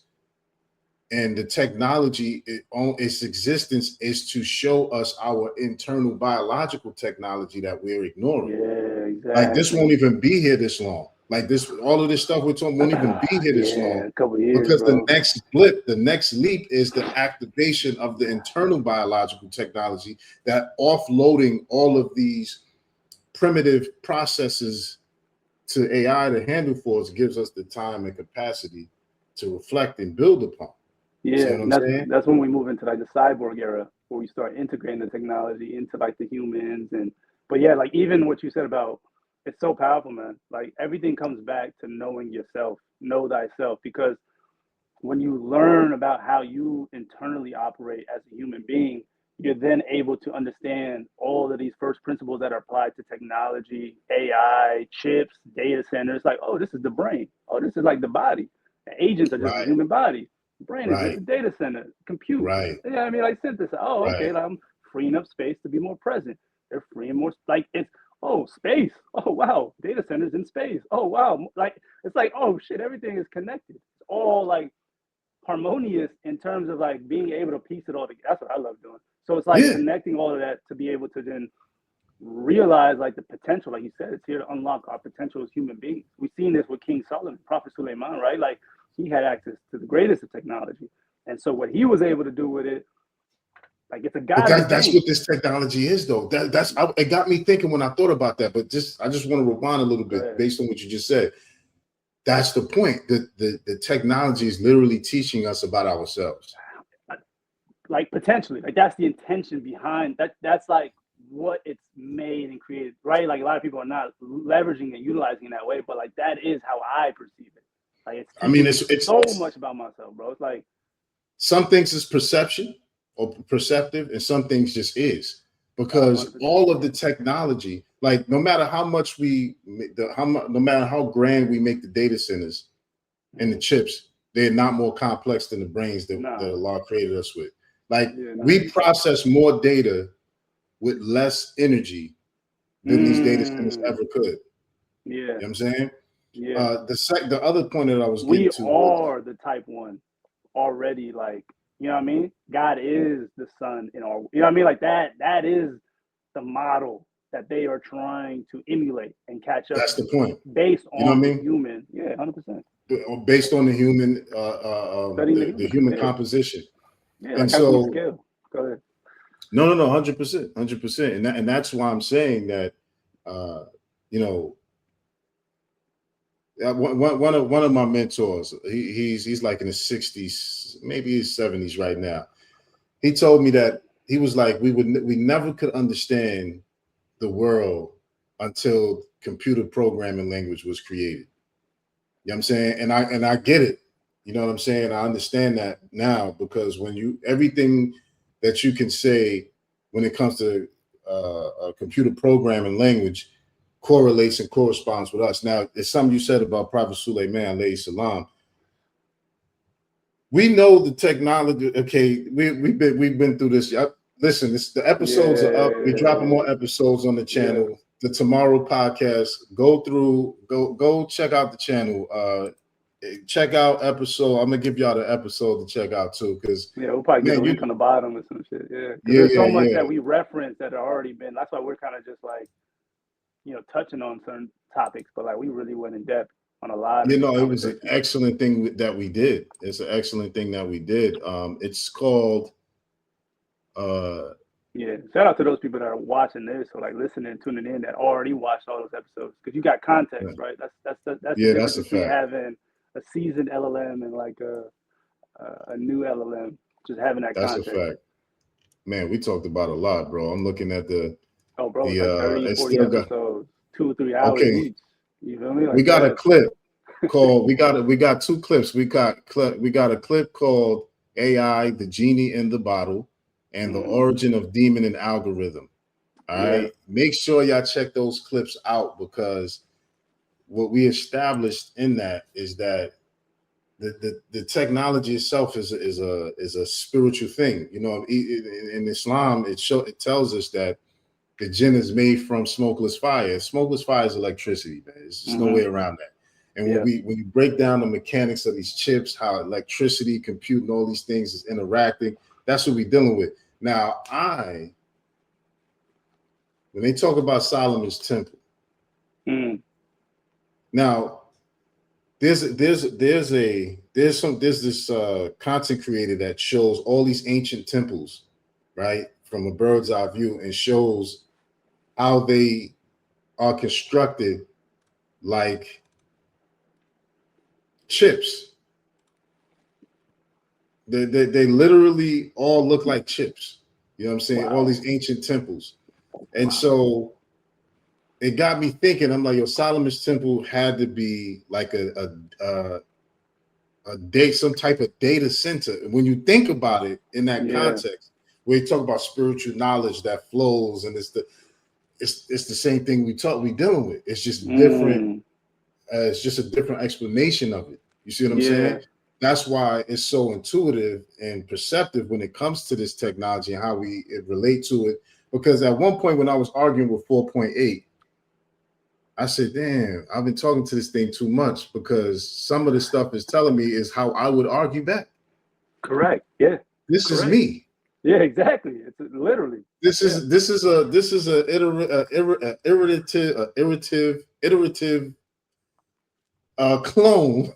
Yeah, a different realm. A mirror. It's like you're talking to yourself in a different quantum realm. Yeah, 100%. 100%, bro. 100%. 100%. Yeah. You know what I'm saying? Even some of the snide, like even the okay, yeah, you're right, but that whole thing. Trigger. They know. That's something I do. Yeah. That's something I do. Okay, I'm gonna give you this. I give you that, but hold on. I'm a hold ground here. You know what I'm saying? Exactly. You can't win the whole thing. Yeah. So it's intuitive, man. You know what I'm saying? Yeah. This stuff is intuitive. You know what I mean? So y'all check out make sure y'all check out it, because we're going to release season 2 as well.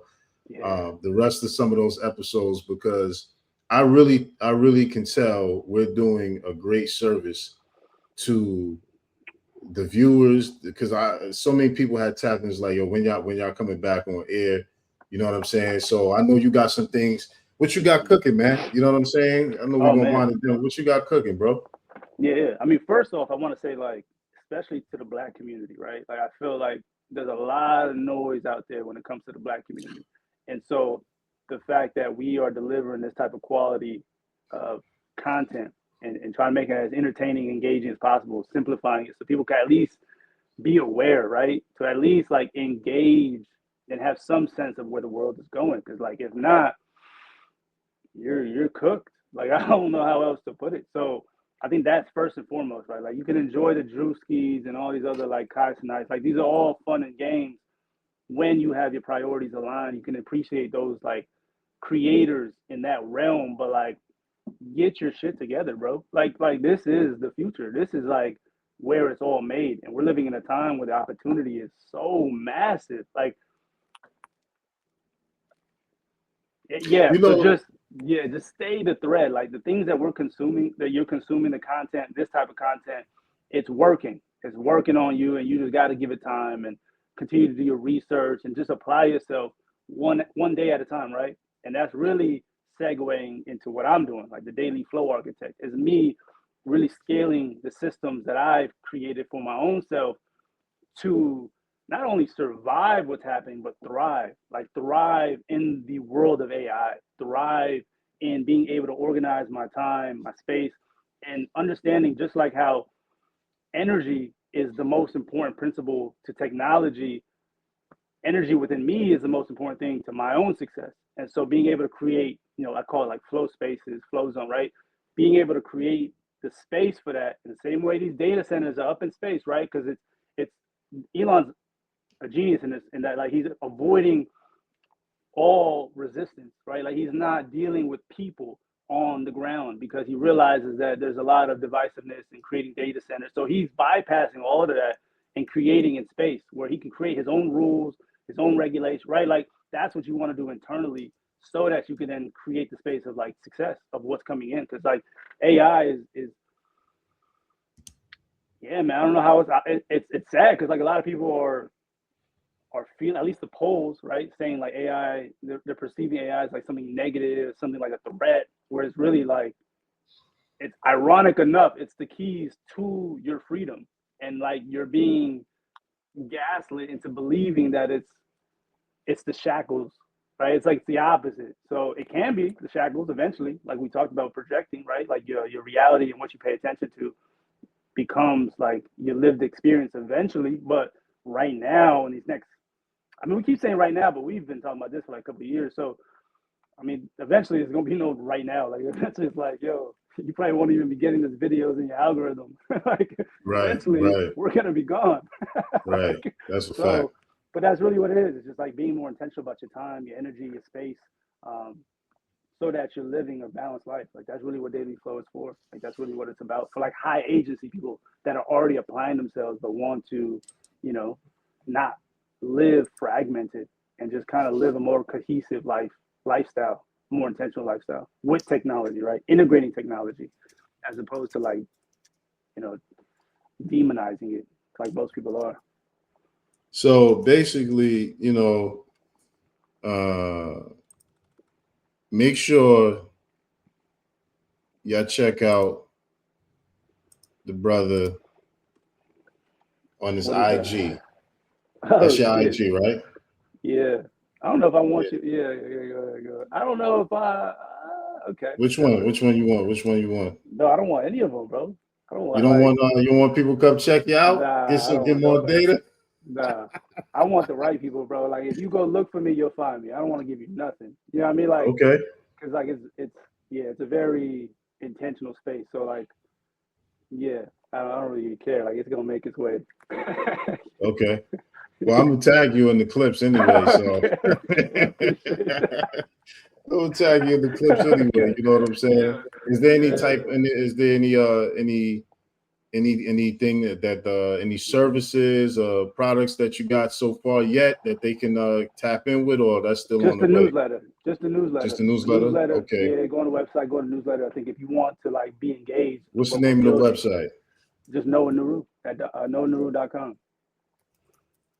Okay. So y'all make sure y'all step into the Yeah. zone. But I feel like the closest they can get noahnuru.com.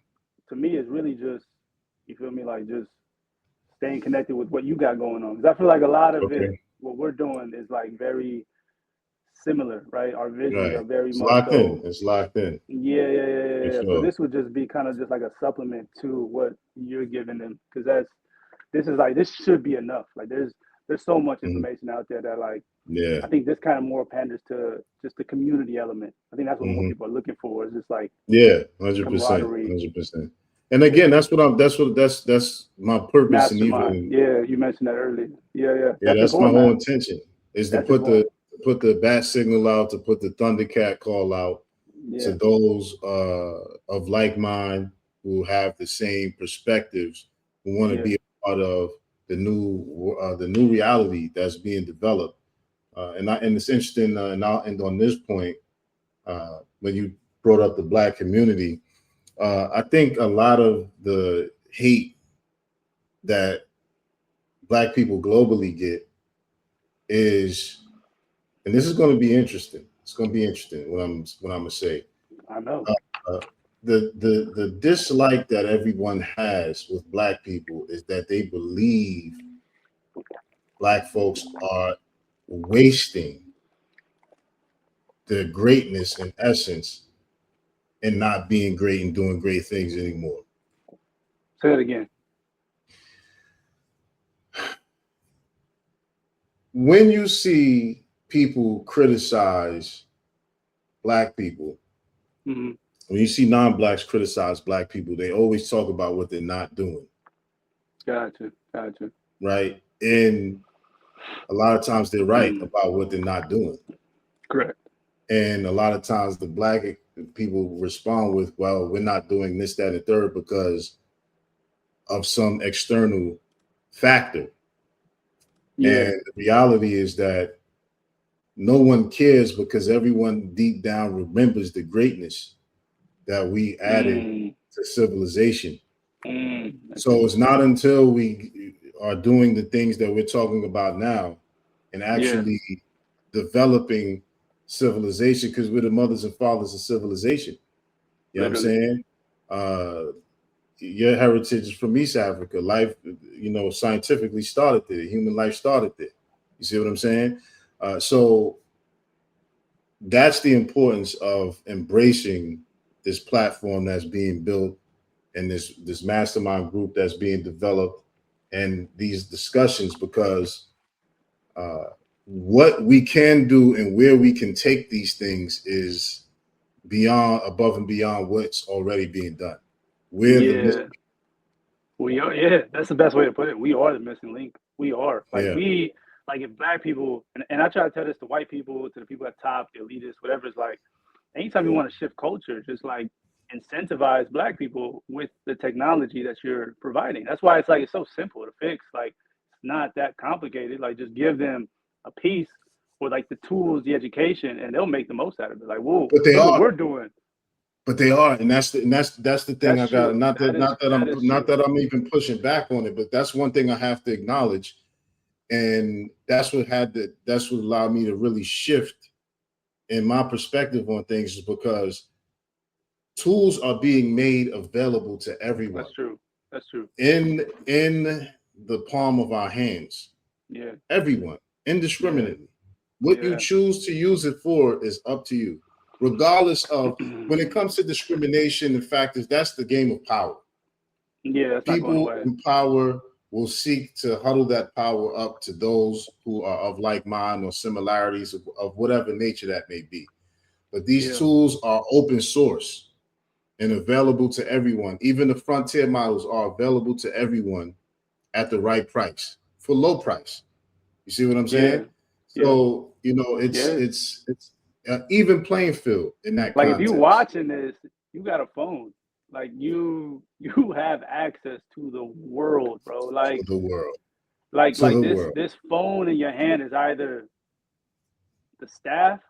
It's either, you know what I mean? It's like the staff of Moses. It's either a stick or it can transform into something that like really splits the sea for you to just move forward to a different world, a different part of the land, right? Like that's you're right. I took on like the blame, like no, I mean mindset, but like you're right. I like that you correct, and that's the purpose of like these conversations, is like to check each other to ensure that we all are heading on the same path, right? Like that's going to be the most important thing, I think, moving forward, is having a collective, having a community of maybe not people with not people with the same perspective, but the same goals, that offer different perspectives that, that cover the blind spots of one individual or one AI, and being able to have these conversations so that, kind of like what Balaji talks about, is the network to land transition, right? You want to And that's people. It all comes down to people at the end of the day.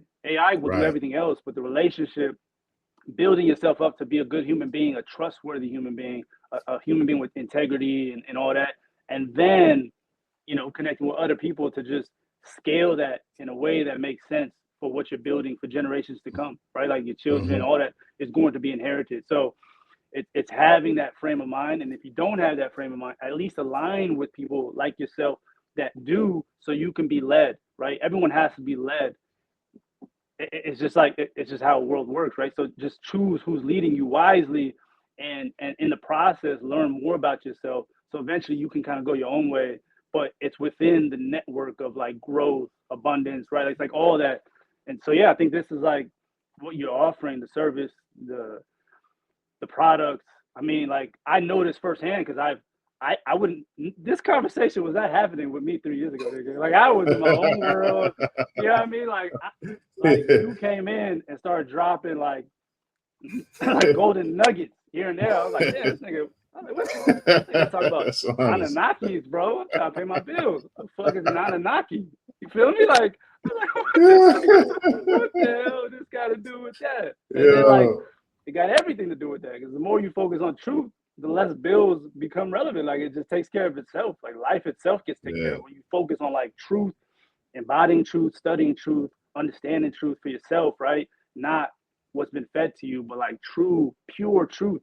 And that's only capable, it's only possible if you yourself create enough space internally to like process that truth, right? The same systems that I'm applying to myself is ironically what I apply to my like workflows with AI. That's why it's so fun. But yeah, man, like this is what you're offering. That's why I'm so excited. And it was like, yo, jump on in 10 minutes. I was like, yo, bet. Like, this is like, it can only be good. It can only be good, bro. Like, I'm like, yo, this is like, so. Nah, it's all good, man. People got to tap into what you're doing. Like, stay connected to these conversations.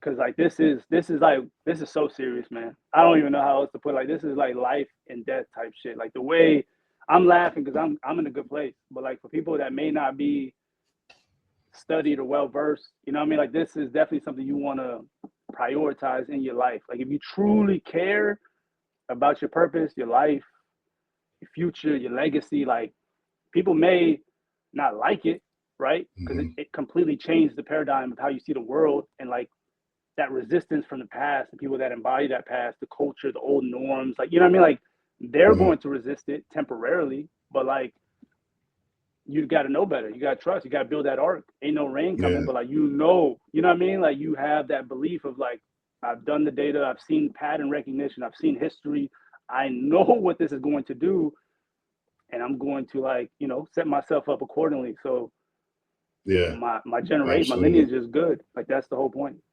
No, that's a very very, very good way to see the transitional periods from yourself, but how it's a roadmap for other people who are transitioning from where they're at. Because I say it all the time, just like you saying it, that when you've put in that time to be able to understand yourself, where things are and where it's going, the comfortability and the quiet within is coming from knowing you did a level of internal work to be there. And right now, I think that's very valuable to the marketplace. That's why I was like, yo, let me get the bro on, because you're really great at articulating that. And I think that's, even for myself, but I think that's where the value of this, everything we do collectively, you and I in general, is coming from. People have like this is so much chaos right now that is ensuing from these changes in society, that it's an opportune time for people like us to capture the other great minds, and be like, and save them some time by letting them know, right, that this is the things you need to work on real quick. So you can get here faster. Exactly. You know what I'm saying? You can catch up, because I ain't slowing down, nigga. Right? I'm not slowing down. You know what I'm saying? You know what I mean? Like, the rocket, there's only so much time you have before the rain come in. Like, once the rain come in, now I'm in my boat, I'm gone. Like, I have no. So this is the time where you have to like really get on board, get on ship, whatever the analogy is, before shit take off. Because it's literally like the rocket. No, technically 3, 2, 1. Like we're really at one. Yeah. When Mythos dropped, I was like, Yo. oh my God. Like I thought Yeah. like by end of the summer, I feel like you're cooked, bro. By end of the summer, But you gotta think though. On a boat or ship, like, yeah. I don't mean to cut you off, but you gotta think, bro. March. Right when Ramadan came in, Open Claude just dropped, bro. And Opus 4.6 was out. We went from 4.7, 4.8 to now Mythos. Yeah. Within a span of 3 to 4 months. Yeah. 3 months. That's how much changes. We had Open Claude, now we got Hermes desktop. Yeah. You got Deer Flow. We got Deer Flow. You know what I'm saying? We got all of these different things. Mm-hmm. You know what I'm saying? That's available. And one thing too that I brought up in my video that I was critiquing 4.8 yesterday is that it's this guy on GitHub. He's on Twitter too. Pliny the Liberated. Pliny. Pliny the Liberated. He's created open source ways to jailbreak. He's Pliny? not Pliny, not plenty. Yeah. Pliny? Nah, Pliny. Yeah. Yeah, exactly. Okay. Pliny or Pliny. But he's found a way to open source it, but jailbreak the guardrails on the open source models so that there's no guardrails on the response. So you're getting raw interaction. And he got it available for you to just open source. Like, yo, people got to get in the space to get their GitHub in. Oh, you already following him? Yeah. Listen, man. So, you know, it's all good, man. You know what I mean? I appreciate you coming on the show for the first episode, bro. You know what I'm saying? And we got something we cooking up Thursdays, potentially, but definitely Sundays. You know what I'm saying? So we're going to be dropping a lot of more insights to people. So y'all make sure y'all tune in and tap in, and you know, we're going to take it there. Just let us know. Just let us know, like, in the comments, like, what you find helpful. Yeah, just give us feedback, bro. Like, whatever thoughts, feelings you have, that gives us more clarity in terms of the value we're creating for you guys, because we're doing this shit offline, right? Like, the purpose of us communicating is so that we can connect with the audience of people out there. Right. But in our own world, I mean, it's vast. The knowledge and all the information, the experiences. So this is really just streamlining the process. So the more engaged you guys are on this content, the more we can really hit home with what matters to you guys. Because what matters to us is already being executed. That shit is done. Yeah. We already past the stratosphere. We're outside the solar system right now, even the galaxy. You know what I'm saying? So definitely. So y'all make sure y'all like, share, subscribe, tune in. You know what I mean? The Mansa Report, Mondays to Thursdays, and let's do it again. You know what I mean? See y'all tomorrow. Whenever, all all right, brody. Peace. Later.